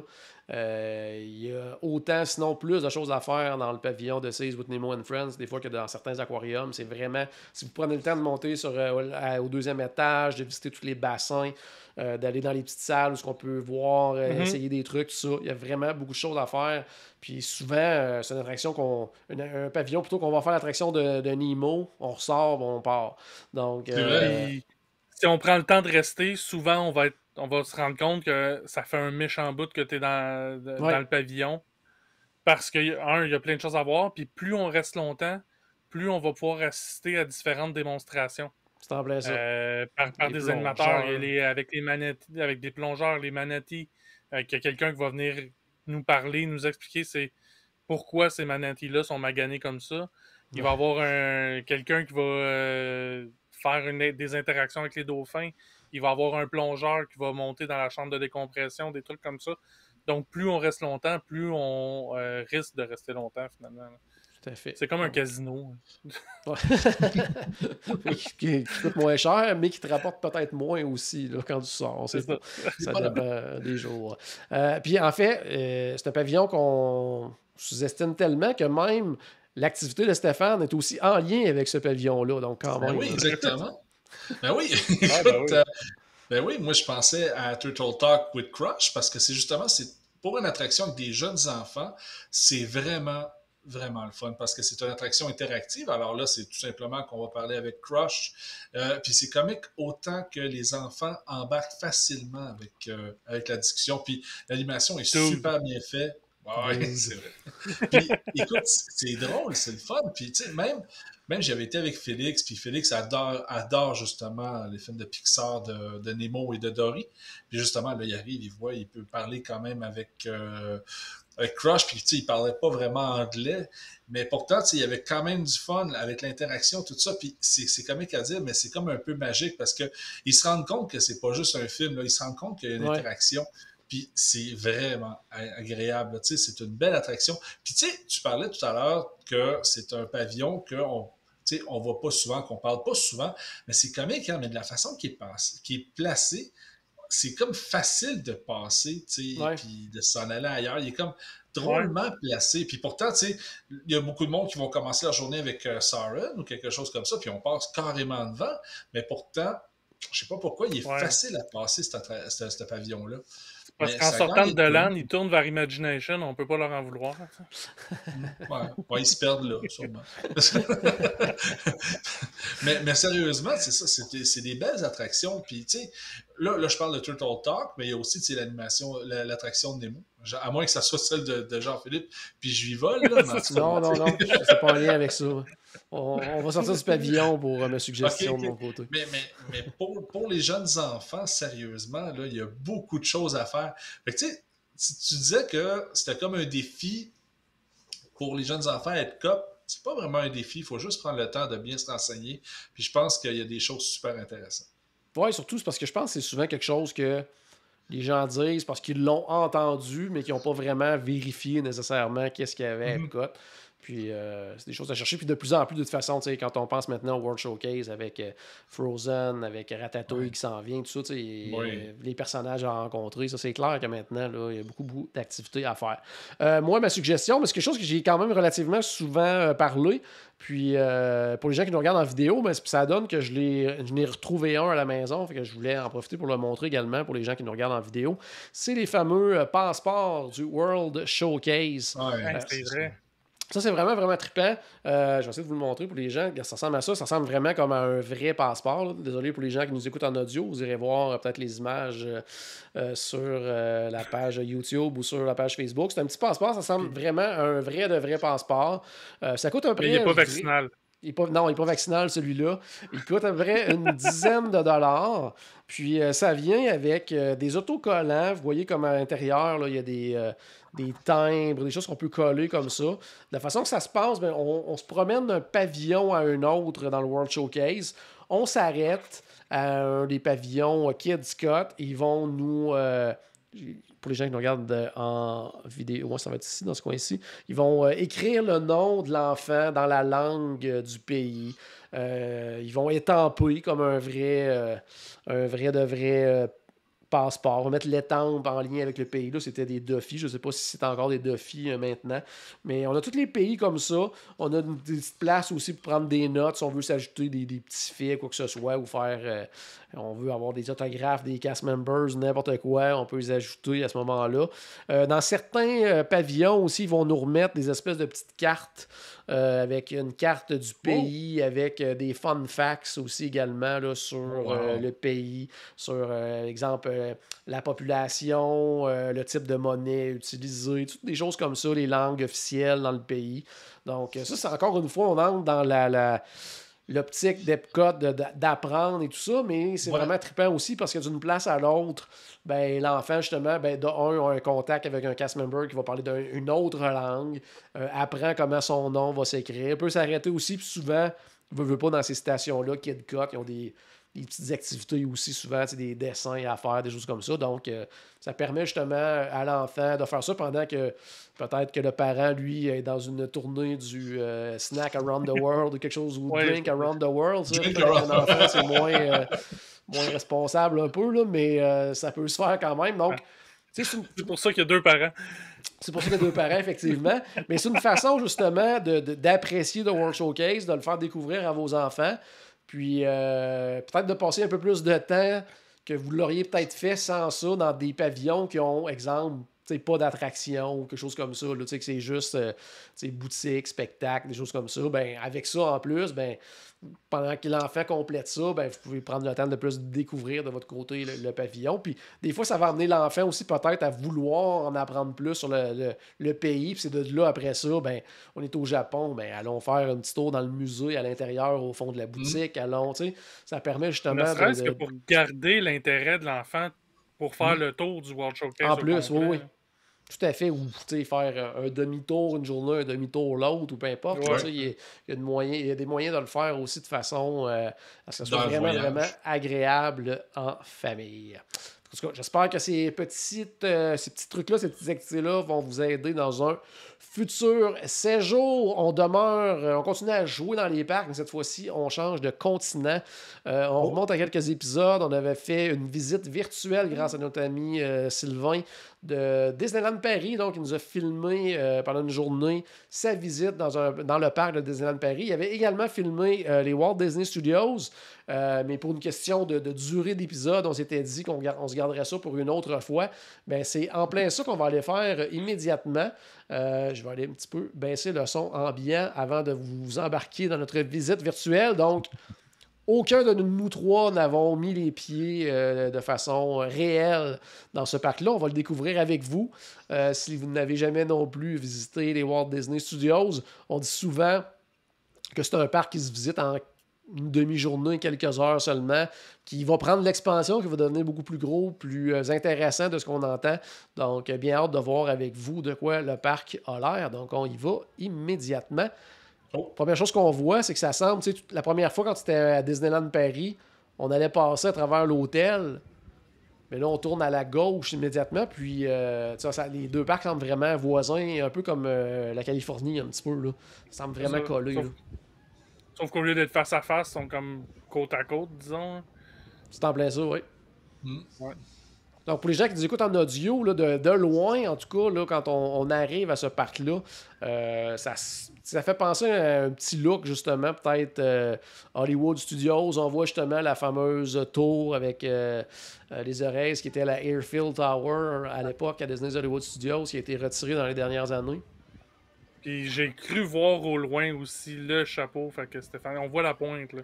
On voit la pointe du chapeau, donc Stéphane va pouvoir être très heureux. Il va acheter son billet d'avion demain matin. Tout de suite, pendant l'épisode. Pendant l'épisode. Encore une fois, ils ont raté une occasion de le mettre dans le stationnement. Qu'est-ce que tu veux? Ouais, c'est ça. Peut-être à un moment donné. Non, mais c'est bien. Ça a vraiment l'air d'une entrée de studio, un peu comme on voit à droite du Chinese Theater du côté de Hollywood Studios. Ouais, c'est sûr, on va faire beaucoup de comparatifs avec Hollywood Studios. Là. C'est en plein ça. Puis pour les gens qui nous écoutent en audio, ben, on va essayer de vous décrire du mieux qu'on peut ce que l'on voit. Mais ça dure à peu près une quinzaine de minutes. Là, donc, en espérant vous garder jusqu'à la toute fin. Parce qu'à la fin, on va avoir un petit segment également là, qui va s'en venir tout court. Mais espérons vous garder avec nous parce qu'on sait que c'est des fois des visites virtuelles comme ça. Surtout pour un parc qu'on n'a jamais visité. C'est plus. On a moins d'anecdotes, disons, à raconter. On découvre en même temps que vous. Là. Mais visuellement, jusqu'à maintenant, on est juste à l'entrée ou les guichets et tout ça. Et déjà là, le look, ça fait justement, comme tu disais, Paul, très studio, très, j'allais dire, animation courtyard, là, tu sais, le secteur. Ben là, en fait, ça ressemble un peu plus du côté de, California Adventure. Oui, c'est vrai. Quand on rentre, là, ça ressemble un peu plus à ça, mais tu sais. Mais justement, là, on voit le studio 1, le studio 3 là-bas, avec le gros chiffre d'un gros, un soundstage. Tout à fait, oui. On dit un studio, mais il me semble que soundstage, ça fait plus, justement, on sait plus de quoi je parle. Oui, mais moi, ça s'appelle le front lot, la section où on est. Ma première réaction comme ça, à chaud, c'est de dire que c'est un peu drabe, peut-être, hein, pour une entrée de parc Disney. Ouais. C'est comme... Ça fait très comme si on rentrait dans un vrai studio. Ouais, c'est ça. Donc... Moi, je trouve que ça fait outlet. Ouais, c'est ça. On est là pour travailler. Outlet, ouais. Oui. Ben, en fait, il y a beaucoup d'outlets en Floride qui ressemblent exactement à ça. C'est en plein ça. Donc, dans les couleurs, dans l'espace aussi. Donc, tu sais, on recherche... On rentre à Magic Kingdom, on voit le château, on rentre à Epcot, on voit Spaceship Earth, on rentre à Hollywood Studios, on voit le Chinese Theater au loin ici. Bon, là, il y a la tour là, avec les oreilles, mais on cherche un élément là, magique, là, un peu. Là. On n'a pas l'arbre de la vie, quelque chose comme ça devant nous. Là. On cherche... notre œil recherche quelque chose. Là. Non, mais c'est pas juste ça, c'est parce qu'il n'y avait pas de restaurant en partant aussi. En partant, oui, mais là, on en a un. Oh, ça, c'est cool, ça. Ça, c'est vraiment cool. C'est beau. Ça, c'est beau, ça. Ouais, pour les gens qui nous écoutent en audio, on rentre, c'est ça comme dans une espèce de décor de film à l'intérieur d'un studio. Un Brown Derby. Nice. Ouais. Je sais pas si c'est un vrai resto à ce moment-là. Ça semble être un vrai. Oui, ça, peut-être qu'il y a des gens qui ont visité ou des amis européens qui vont pouvoir nous confirmer. Mais là, on est vraiment, pour les gens qui nous écoutent en audio, à l'intérieur d'un studio, studio style entrepôt un peu, mais quand on rentre là, on est dans des décors. Tu sais, un peu comme quand on va à Sci-Fi Dining Theater là, en Floride. Donc, un plafond là, vraiment de studio, mais c'est comme si on était comme à l'extérieur le soir, dans une espèce de petite ville, années 60, 50, 60, quelque chose comme ça. Donc ça, je trouve ça bien intéressant. Ouais, il y a des boutiques, il y a des restos. Donc ça semble vraiment être un endroit pour aller manger. Oui, ben, c'est ça qui manque à Disneyland Paris. Ouais, un petit clin d'œil aussi avec la station-service à Disneyland Studios aussi. Il y avait aussi le Gossip, quelque chose là, qui est une boutique aussi qu'on a du côté d'Hollywood Studios. Ouais. Là, maintenant, on entre... j'essaie de comprendre qu'est-ce que ça peut être exactement. On a des décors de ville un peu comme... ouais, un petit peu au fond, on semblait avoir des décors un peu comme... la Tour de la Terreur, Steph. Mais au fond, on avait l'air d'avoir des décors un peu comme avant Streets of America, là, des faux buildings et tout ça. Là. Puis, ben, tu sais, c'est la version... C'est comme une copie de la version qu'il y a en Californie de la Tour de la Terreur. Ah, OK. Parfait. Ouais. Au niveau de l'extérieur, là, ça me semble quelque chose comme ça. Celle qui a moins de surprise. On reste dans j'allais dire le drabe, là, c'est plate un peu à dire, là. Oui. Mais on reste vraiment dans le côté très studio. Tu sais, moi, à Hollywood Studios, moi, ma partie... Visuellement, la partie la moins intéressante, je trouve, c'est vraiment le côté Animation Courtyard, là, où on retrouve la petite sirène, ce qui était Disney Junior, tout ça, l'exposition sur Walt Disney, tout ça. Tout visuellement, cet endroit-là, c'est le bout qui me plaît moins à Hollywood Studios. Puis ça ressemble vraiment beaucoup à ça, je trouve, là, jusqu'à maintenant, les Walt Disney Studios. Là. Stitch Live. Ouais, il semble avoir un spectacle de Stitch ici. Je ne serais pas porté à aller faire la file, là, mais on sait pas, c'est tout bien bon. Ben, ça a l'air d'être quelque chose de nouveau, puis de la manière que c'était décrit par Sylvain, j'ai l'impression que c'est un peu justement à la Turtle Talk with Crush, mais avec Stitch. Ah, mais ça peut être intéressant quand même. Ça peut être drôle, ça peut être le fun. Puis, je me trompe peut-être complètement. Revenez sur Facebook demain pour les commentaires de Sylvain. Pour le reste, on voit un petit peu justement le chapeau au loin, Stéphane, là, qui n'est pas tout à fait pareil par contre, là, mais Non, dans la visiblement. production. Qu'est-ce que j'allais dire? C'est ça, ça semble aussi, il semble avoir beaucoup plus ça, on le savait, là, mais tu sais, je me demandais justement à quel point ça allait être visuellement frappant, là, mais il semble avoir quand même des travaux là, un petit peu partout aussi. Là. Ouais. Donc on sait que ce parc-là est en pleine expansion, comme on disait tout à l'heure. Là, il va avoir un land de Frozen. Il est censé avoir un Galaxy's Edge aussi, mais si on entend plein de choses de ce côté-là, là, que c'est plus sûr à 100%, si on peut se fier à ce qu'on entend, mais il est censé avoir plein d'ajouts là, dans les prochaines années du côté des Walt Disney Studios. Mais de toute façon, avec Disney, tant que c'est pas en construction, c'est pas une garantie. Oui, tout à fait. Donc, les moments enchantés du royaume d'Arendelle. Donc, c'est un meet and greet qu'il y a dans ce coin-là.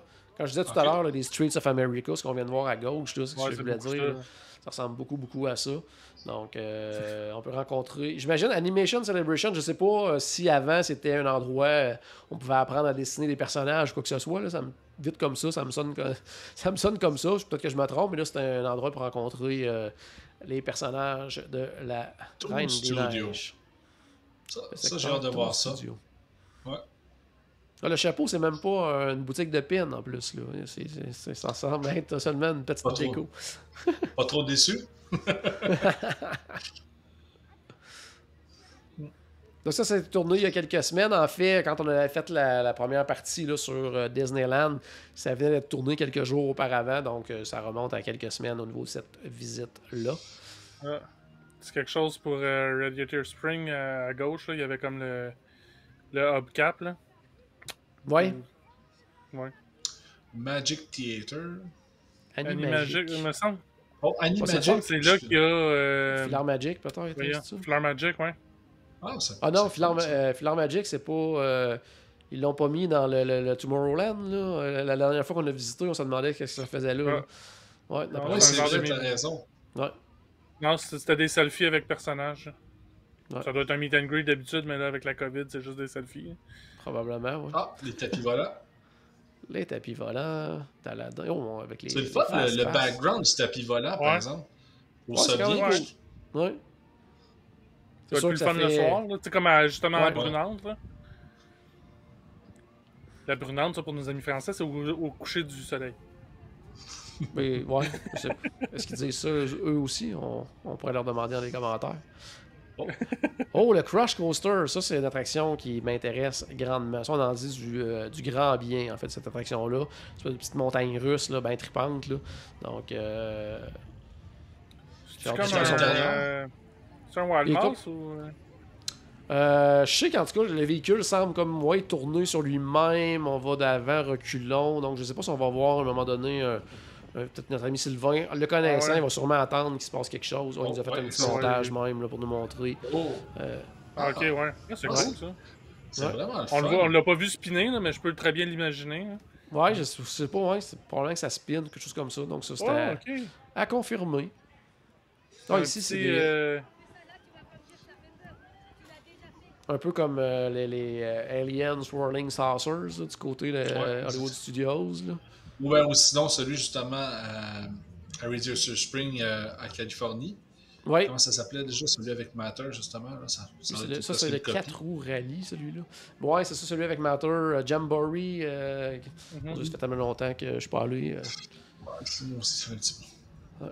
Au niveau, c'est sûr qu'on reste dans le décor un peu...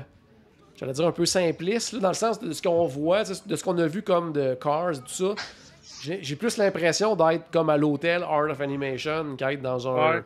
ça me donne le feeling qu'ils ont pris toutes sortes d'affaires d'un peu partout, puis même des nouveaux trucs, mais ils ont comme tout garoché ça là pour ouvrir un nouveau parc, puis on met un paquet d'affaires, même si ça fait pas en style. Il n'y a pas vraiment de thématique de land. Ouais, c'est vrai, hein, c'est un peu spécial. Là, on va se donner un petit aperçu de... à quoi ça pourra ressembler la nouvelle zone du pavillon de la France à Epcot, parce qu'on s'approche de Ratatouille, l'attraction de Ratatouille. Encore une fois, tu sais, j'allais dire, autant l'autre fois, quand on visitait le parc Disneyland Paris, on voyait les transitions se faire. Là, là, il y en a comme pas. Là, je veux dire, on passe d'un endroit à l'autre. C'est assez drastique. Ben, là. Ouais, En même exactement. temps, c'est comme un studio, tu sais. Fait que Ouais. Ouais. je pense que ça Ouais, les dédouane un peu, là, tu sais. Ouais, quand même. Ouais. Bon, ils peuvent effectivement revenir au fait qu'ils sont un studio. Donc, ça peut ressembler à ça, effectivement. Très beau, ce petit coin-là. Là. Oui, superbe. Ben, ça Et en ressemble plus, vraiment au il y a pavillon du- de la France, là. Ouais. Donc, ici, Ratatouille, eux, c'est l'aventure totalement toquée de Rémi. Donc, bien hâte de la faire du côté de Epcot. Je me demande Côté par de contre Epcot, c'est juste ça. Ratatouille. C'est Ratatouille, Remy's. C'est Remy's Adventure? Il y a un petit quelque chose d'autre là, d'ajouter là, au nom d'attraction. Mais je me demande par contre, justement, le fait qu'on est en France puis qu'il y a une petite section très, justement, France. Là. Très je Paris, sais pas. ouais. Ouais, très juste à côté Paris. de Je Paris. serais curieux, justement, d'avoir les réactions de nos amis et cousins français là, sur le fait que ça soit présenté de cette façon-là dans le parc. Est-ce qu'il aurait aimé que ce soit autre chose? Je sais pas. Hein? Ben, C'est tu sais, vrai que c'est un si, drôle de choix. Oui, c'est comme si on allait à la ronde puis qu'il y avait des décors de Montréal, tu sais. Ouais, c'est ça. Mais j'allais dire quoi que. Ouais, là c'est parce que c'est. Ouais, ça se compare pas parce que c'est vraiment Paris. Parce que j'allais dire.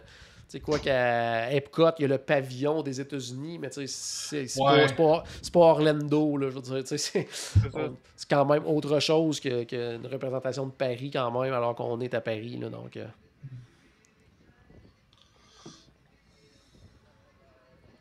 Donc, depuis tout à l'heure, là, ce que je remarque, parce que les gens qui nous écoutent en audio, on est dans une espèce de transition, un sentier qui est quand même très long, avec vraiment pas grand-chose. Depuis tantôt que je me disais, il me semble que tout est collé les uns sur les autres, puis là, tout à coup, on est dans une section qui est comme rien pendant un bon bout de temps. Par contre, justement, est-ce que c'est des secteurs qui sont... qui vont être utilisés plus tard, là, construction, ou c'est peut-être du backstage? des palissades, murs, au fond. justement. Ouais, des palissades un petit peu plus loin, là.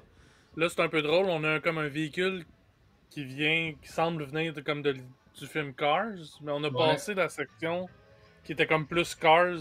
On l'a passé avant de passer devant Rémi. Là. Ouais. Oh, oui. Là, c'est comme plus un petit il y a restaurant. encore des posters de Cars puis tout ça. Ah, ça, c'est le nouveau Cars Road Trip. Là. Oui, ce qui était avant, un peu comme le Backlot Tour à l'époque, là, du côté de Disney Hollywood Studios, avec le bout, avec le camion citerne là, qui explosait, puis c'était le Canyon Catastrophe, ça, cette section-là. Donc, là, c'est un camion Dinoco. Il y a encore Canyon Catastrophe, mais justement, là, ils l'ont rethématisé avec Dinoco et tout ça. Puis on voit tout. On rencontre des personnages du film Cars. Donc, mais tu sais, c'est comme. Une belle façon de recycler. C'est comme Star Tour puis Galaxy's Edge. Tu sais, c'est deux affaires de Star Wars, mais pas dans le même coin du parc. Ouais. Ça fait étrange, effectivement, quand même. Là. Mais c'est un studio. Oui. Ils ont filmé ça à deux places différentes. C'est en plein ça. Ils ont cette excuse-là, effectivement. Là. Ils l'ont étiré. Oui, quand même. Là. Quand même. Alors que dans l'autre. Parce qu'on repasse en même place. Hein. Ouais, c'est ça. Puis alors que dans l'autre parc, on voyait des restaurants à tous les 3 pieds. Il semble moins y en avoir. Là. Il y avait vraiment comme un hangar plein de restaurants. Puis après ça, le seul que ben non, il y avait celui de Rémi, là, mais c'est fou. Là, il y en a vraiment. On a vu le petit espèce de food truck aussi. Là, C'était vraiment un food truck, lui. Ouais. Là, on arrive probablement dans leur Toy Story Land. Là. Je sais pas c'est quoi le nom. Je sais pas s'ils portent le nom, le Toy Story Land, mais c'est très, très similaire, en tout cas, visuellement, de ce qu'on peut voir. Là, mais avec des attractions complètement différentes. Ouais.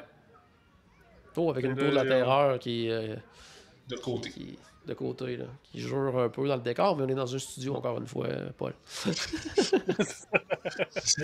C'est à ne pas oublier. Hein? C'est à ne pas oublier. Ben, ça arrange pour pas que tu l'oublies. Ouais, ça, RC Racer, dans le fond, c'est... On fait des loops, je crois, avec le. Ouais, je pense pas que c'est des loops, là, mais je pense que c'est plus, tu sais, style bateau de pirate, là. OK. Ouais, OK. Tu sais, d'avant, reculons, ça doit être une espèce d'arche, un peu, là. Ça semble être un genre de spinner. Mont Blanc. Ouais, ça, ouais, exactement. Comme le Mont Blanc à l'époque à la ronde, là, je sais pas s'il y a encore ça. Là. Ouais, on en voit justement des fois dans des j'allais dire, des parcs Fêtes temporaires, là, des genres de Ouais, c'est Beauce ça. Carnaval et tout ça qui s'arrêtent à différents endroits. Là. Ils en ont souvent. Là.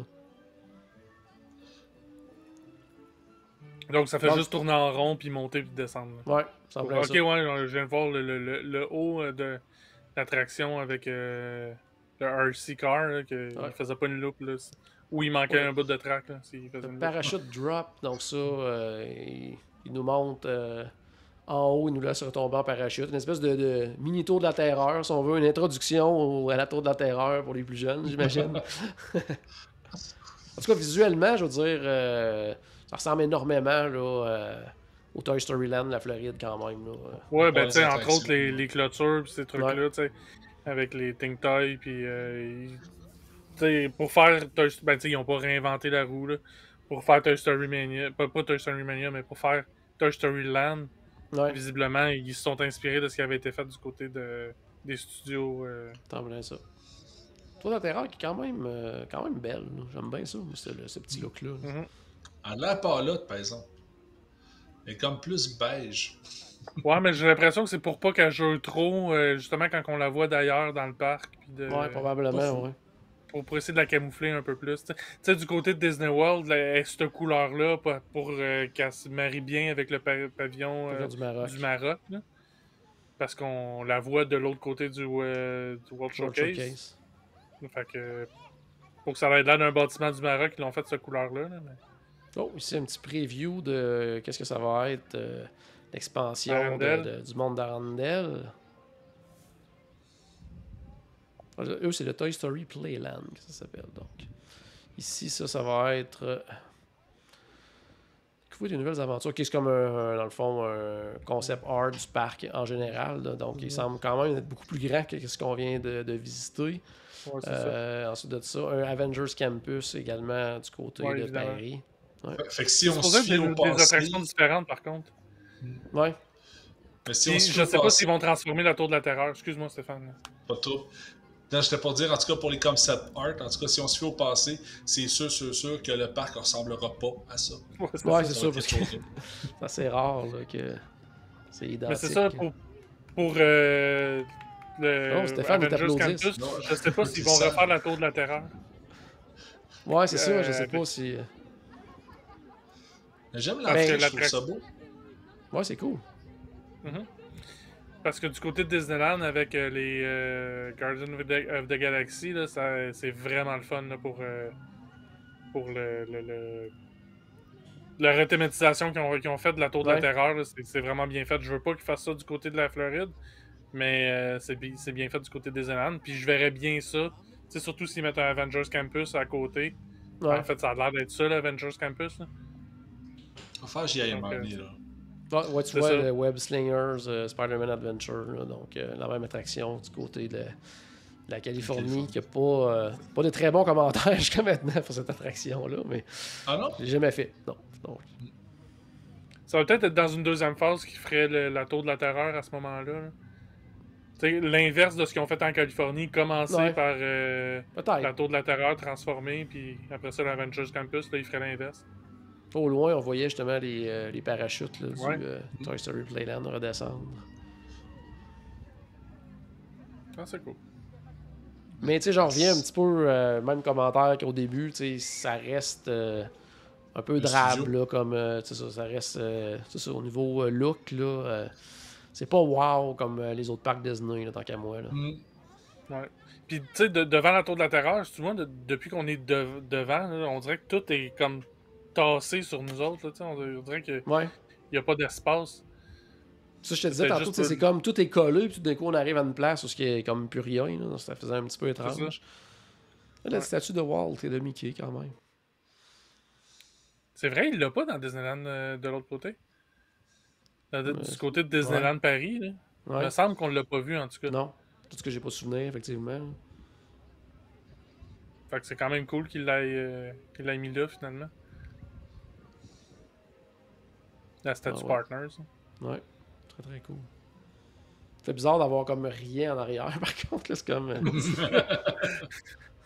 On est habitué C'est d'avoir même devant dans un les- château, devant de quoi, là, c'est des décors en carton, C'est un peu étrange. Même dans les studios Disney de Burbank, ce qu'il y a la Statue Partners aussi, il y a quelque chose en arrière. Ah ouais, c'est ça.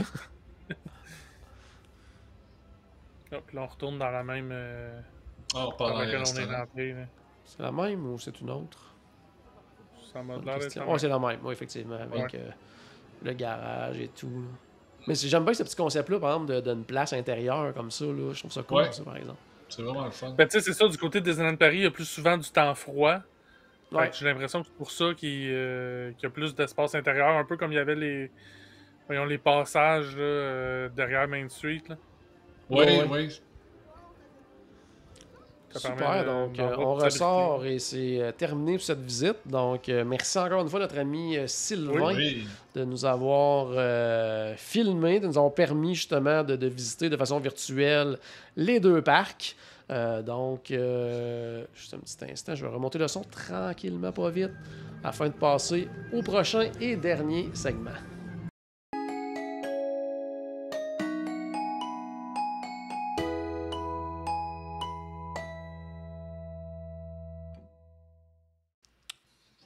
On termine l'épisode d'aujourd'hui, petit tour de table pour juste vous donner des petites suggestions. Qu'est-ce qu'on fait en attendant le prochain voyage? On regarde des trucs sur Disney+. Qu'est-ce qu'on regarde? Ben, c'est ce qu'on va vous suggérer aujourd'hui en quelques minutes. Donnez-nous. C'est pas nécessairement, en fait, Paul, ça va être en lien avec Disney. Nous autres, moi, Stéphane, c'est pas en lien avec Disney. Mais c'est des choses qui sont disponibles sur Disney+. On va commencer avec toi, Stéphane. C'est un de tes classiques, en fait, là, pour toi. Là. Ouais, ben écoute, moi, c'est mon sitcom favori de tous les temps. Ça s'appelle How I Met Your oui. Mother. Écoute, moi, je l'adore. Honnêtement, il y a 9 saisons. J'ai écouté la série 5 fois environ. Fait que je suis un grand fan. Écoutez, c'est tout simplement l'histoire de Ted, de toutes ses aventures pour rencontrer la mère de ses enfants.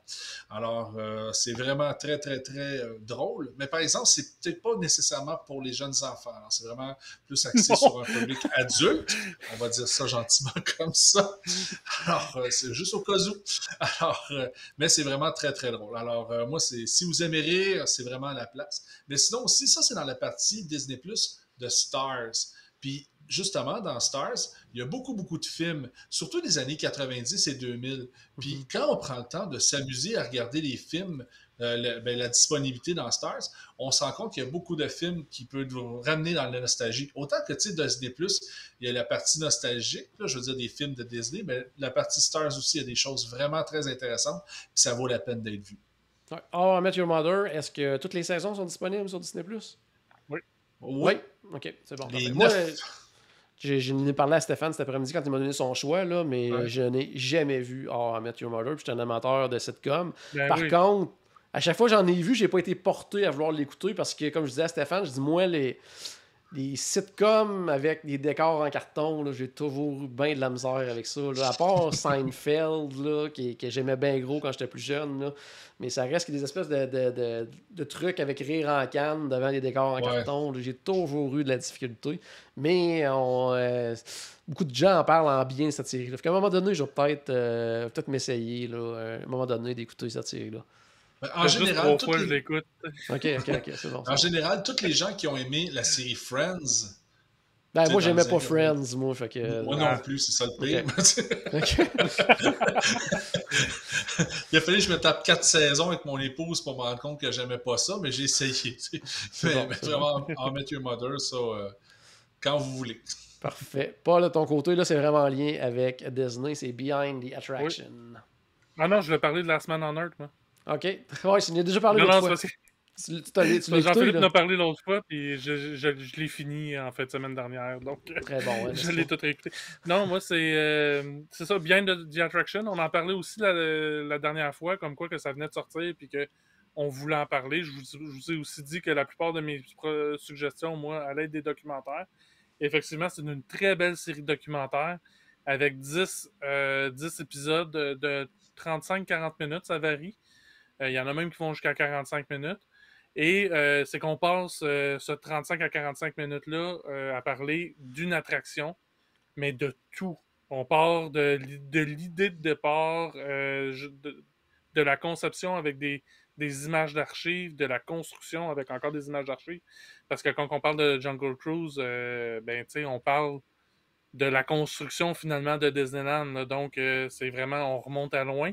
Et on va voir toutes les versions de cette attraction-là qui nous parle dans cet épisode-là. Toutes les versions à travers le monde. Donc, et même quand on parle de l'épisode sur la Tour de la Terreur, ben, ils vont parler aussi de Guardian of the Galaxy. Ils vont parler qu'il a fallu que c'est le même système de chute libre, finalement. Sauf qu'ils l'ont modifié beaucoup de la façon qu'ils procèdent pour pas que... En fait, c'est des sensations complètement différentes qu'on va vivre entre Guardian of the Galaxy, Mission Breakout et la Tower of Terror. C'est que dans Mission Breakout, par exemple, on va vivre des sensations qui vont nous amener plus dans l'euphorie. C'est qu'au lieu de nous faire tomber, on va nous faire monter en apesanteur. Fait que c'est le genre de trucs qu'on va apprendre. Il y a beaucoup de trucs que les passionnés comme moi, que je savais déjà, évidemment, mais j'ai quand même appris aussi beaucoup de trucs. Okay, c'est ce que je me demandais, parce que moi, je ne l'ai pas regardé encore, la série, puis je me demandais justement, est-ce que on va juste en surface des choses, puis si on a vraiment comme lu plein de livres sur Disney, on apprend moins, mais non, même toi, tu en apprends un petit peu quand même. Là. C'est ça, ben, j'en ai même appris beaucoup. C'est sûr qu'il y a des attractions que j'ai appris un peu moins. Oh, les attractions classiques qui parlent, c'est sûr que j'en ai appris moins, mais les attractions justement comme la Tour de la Terreur, ben ça, j'en ai appris beaucoup parce qu'il n'y a pas beaucoup vu que c'est quand même assez récent, il n'y a pas tant d'informations que ça qui circulent. Donc, c'est moi, j'ai vraiment apprécié. Aussi, puis là, ça, c'est on adore ou on déteste. La narration est faite avec beaucoup, tongue in the cheek, avec un sourire en coin, disons, avec beaucoup de blagues, mais tu sais, des blagues quasiment de mon oncle par bout, là, mais tu sais, de bon goût, là, mais tu sais, je veux dire, des jokes de dad. Fait que, tu sais, moi, j'ai adoré ça, mais ça se peut que, ben, en fait, j'ai lu sur Internet qu'il y en a qui détestaient cette narration-là. Ben, c'est pas fait pour tout le monde, faut croire. Juste pour vous donner une idée aussi des attractions qui sont traitées, il y a Jungle Cruise, Haunted Mansion, Star Tour, Tower of Terror, j'en ai parlé, Space Mountain. Space Mountain, il parle beaucoup de justement Space Mountain du côté de Disneyland Paris parce qu'il est complètement différent de toutes les autres Space Mountain. Et ils vont même un peu parler de Tron, qui inclut un peu dans le genre Space Mountain. Fait que ça, c'est intéressant. Ça, c'est les 5 premiers épisodes qui sont sortis, que j'ai écoutés. Puis aujourd'hui, en allant sur Disney+, pour aller me sortir de la liste des épisodes qui existaient, des attractions qui parlaient, je me suis rendu compte qu'il y en avait 5 nouveaux. Donc, il y a les châteaux, le Disneyland Hotel, It's a Small World, les Transportation, puis le Hall of President. Oh, cool. Donc, ceux-là, je peux pas vous dire s'ils sont bons ou sont pas bons, je les ai pas vus. Mais si c'est comme les 5 premiers, ça va être excellent. Dans la liste qui avait sorti, il n'était pas supposé d'en avoir un sur le Polite Pig? Non, malheureusement. Je me suis rendu compte qu'après 1h32, on n'a pas parlé encore. Il était temps que ça finisse. Hein? Ouais, j'ai passé proche. Excellent. Donc, c'est sûr que non, moi, ça va être. C'était déjà sur ma liste, là, mais j'attendais justement que les 10 soient sortis parce que c'est le genre d'affaire que j'aurais écouté les 5 j'aurais oublié après que la série existait. Là, donc, j'attendais qu'ils soient tous disponibles pour l'écouter. Donc, c'est clair que je mets ça sur ma liste. Merci Paul. Hey, moi, ma suggestion. Je pense que ça va être assez surprenant quand même. Mais je vous mets dans le contexte quand même. Je sors de Disney+, je m'en vais sur Netflix. Sur Netflix, il y a une série qui s'appelle The Movies That Made Us. Donc, c'est une espèce de retour sur des films des années 80. Ouais. Puis là, il nous raconte plein d'affaires sur le tournage. Des fois, on apprend carrément que des films, au départ, l'histoire, ça ne pas supposé être ça pantoute, ou que d'autres... comme Back to the Future, ça je le savais, Back to the Future, mais qu'au départ, il avait même commencé à tourner avec un autre comédien et tout ça, puis après une couple de semaines, ils l'ont tassé parce que ça fonctionnait pas et tout ça. Mais il y a beaucoup de ces films-là que j'avais comme revus plusieurs fois, comme Back to the Future, comme Ghostbusters et tout ça. Mais il y en a d'autres des films que j'avais vus dans les années 80-90, puis que j'avais jamais revus. Puis je veux pas, j'étais quand même assez jeune dans ce temps-là, donc j'avais soit un souvenir très vague ou des Tu sais, des choses qui se disaient, ah, ça, c'était vraiment, c'est devenu comme vraiment un classique, puis que j'ai jamais revu.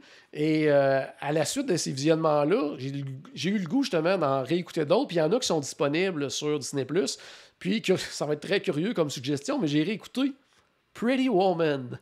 Donc, parce que c'était un des films, justement, parce qu'il est carrément en lien avec Disney, parce que c'est un des premiers films qui avait été produit.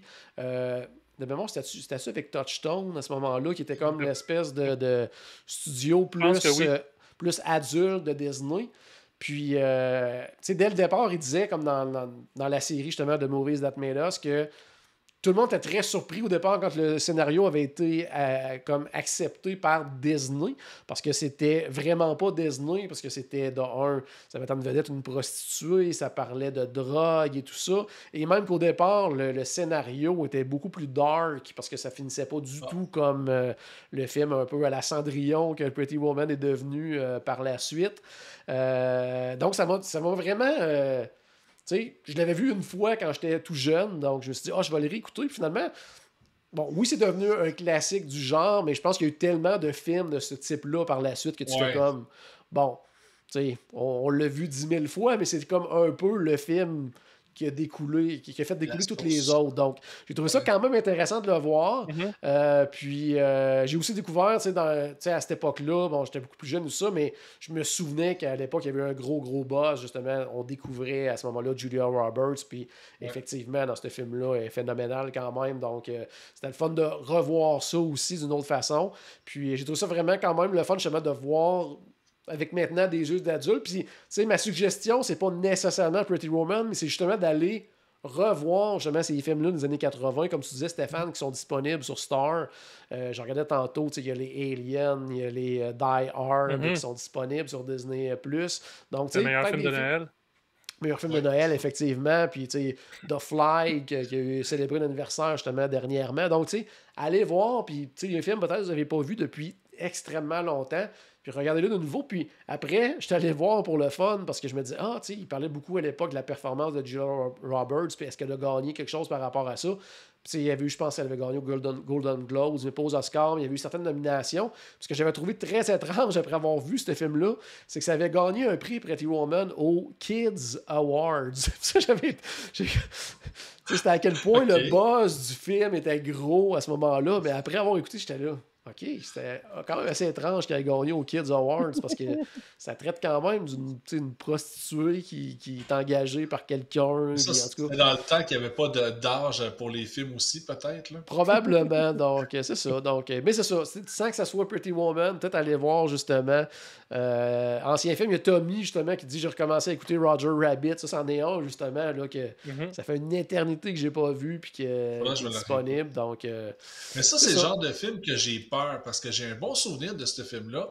Puis j'ai peur qu'en le réécoutant, que le film, des fois, il a mal vieilli. Ouais, il y en a que ça fait ça des fois. Hein? J'aurais pas dû l'écouter. En plein ça. Mais ça, non, ça, j'ai quand même trouvé un retour dans le temps quand même le fun. Puis je suis content de l'avoir revu aujourd'hui parce que ça faisait vraiment, vraiment longtemps que j'avais pas vu ça. Là. À la sortie de Disney+, j'avais écouté... Family-Mistress Robinson. Oui. Les Robinson. Hein. Robinson. Écoute, c'est long. Là. Non, oui. Mais moi, mon premier film à Disney+, c'était Rocketeer. J'avais tellement hâte de le revoir. Ah oui, puis la journée que je me suis abonné à Disney+, c'était la journée que c'est sorti, premier film Rocketeer. Ça, c'était déçu ou ça... Correct. Ouais, c'est un peu comme moi. Moi, j'avais hâte d'écouter The Black Hole, puis j'avais comme recommencé, puis finalement, je l'ai pas terminé. Donc, OK, ouais. Ouais, c'est bon. Excellent. Donc, ça fait le tour de nos suggestions. Ça fait le tour également aujourd'hui pour tout ce qu'on avait à discuter avec vous. Merci, Paul. Merci, Stéphane. À la maison, j'espère qu'on a ajouté un tout petit peu de magie dans votre journée. N'oubliez pas, bien sûr, que tout a commencé par une souris. Et on se reparle très bientôt. Salut tout le monde.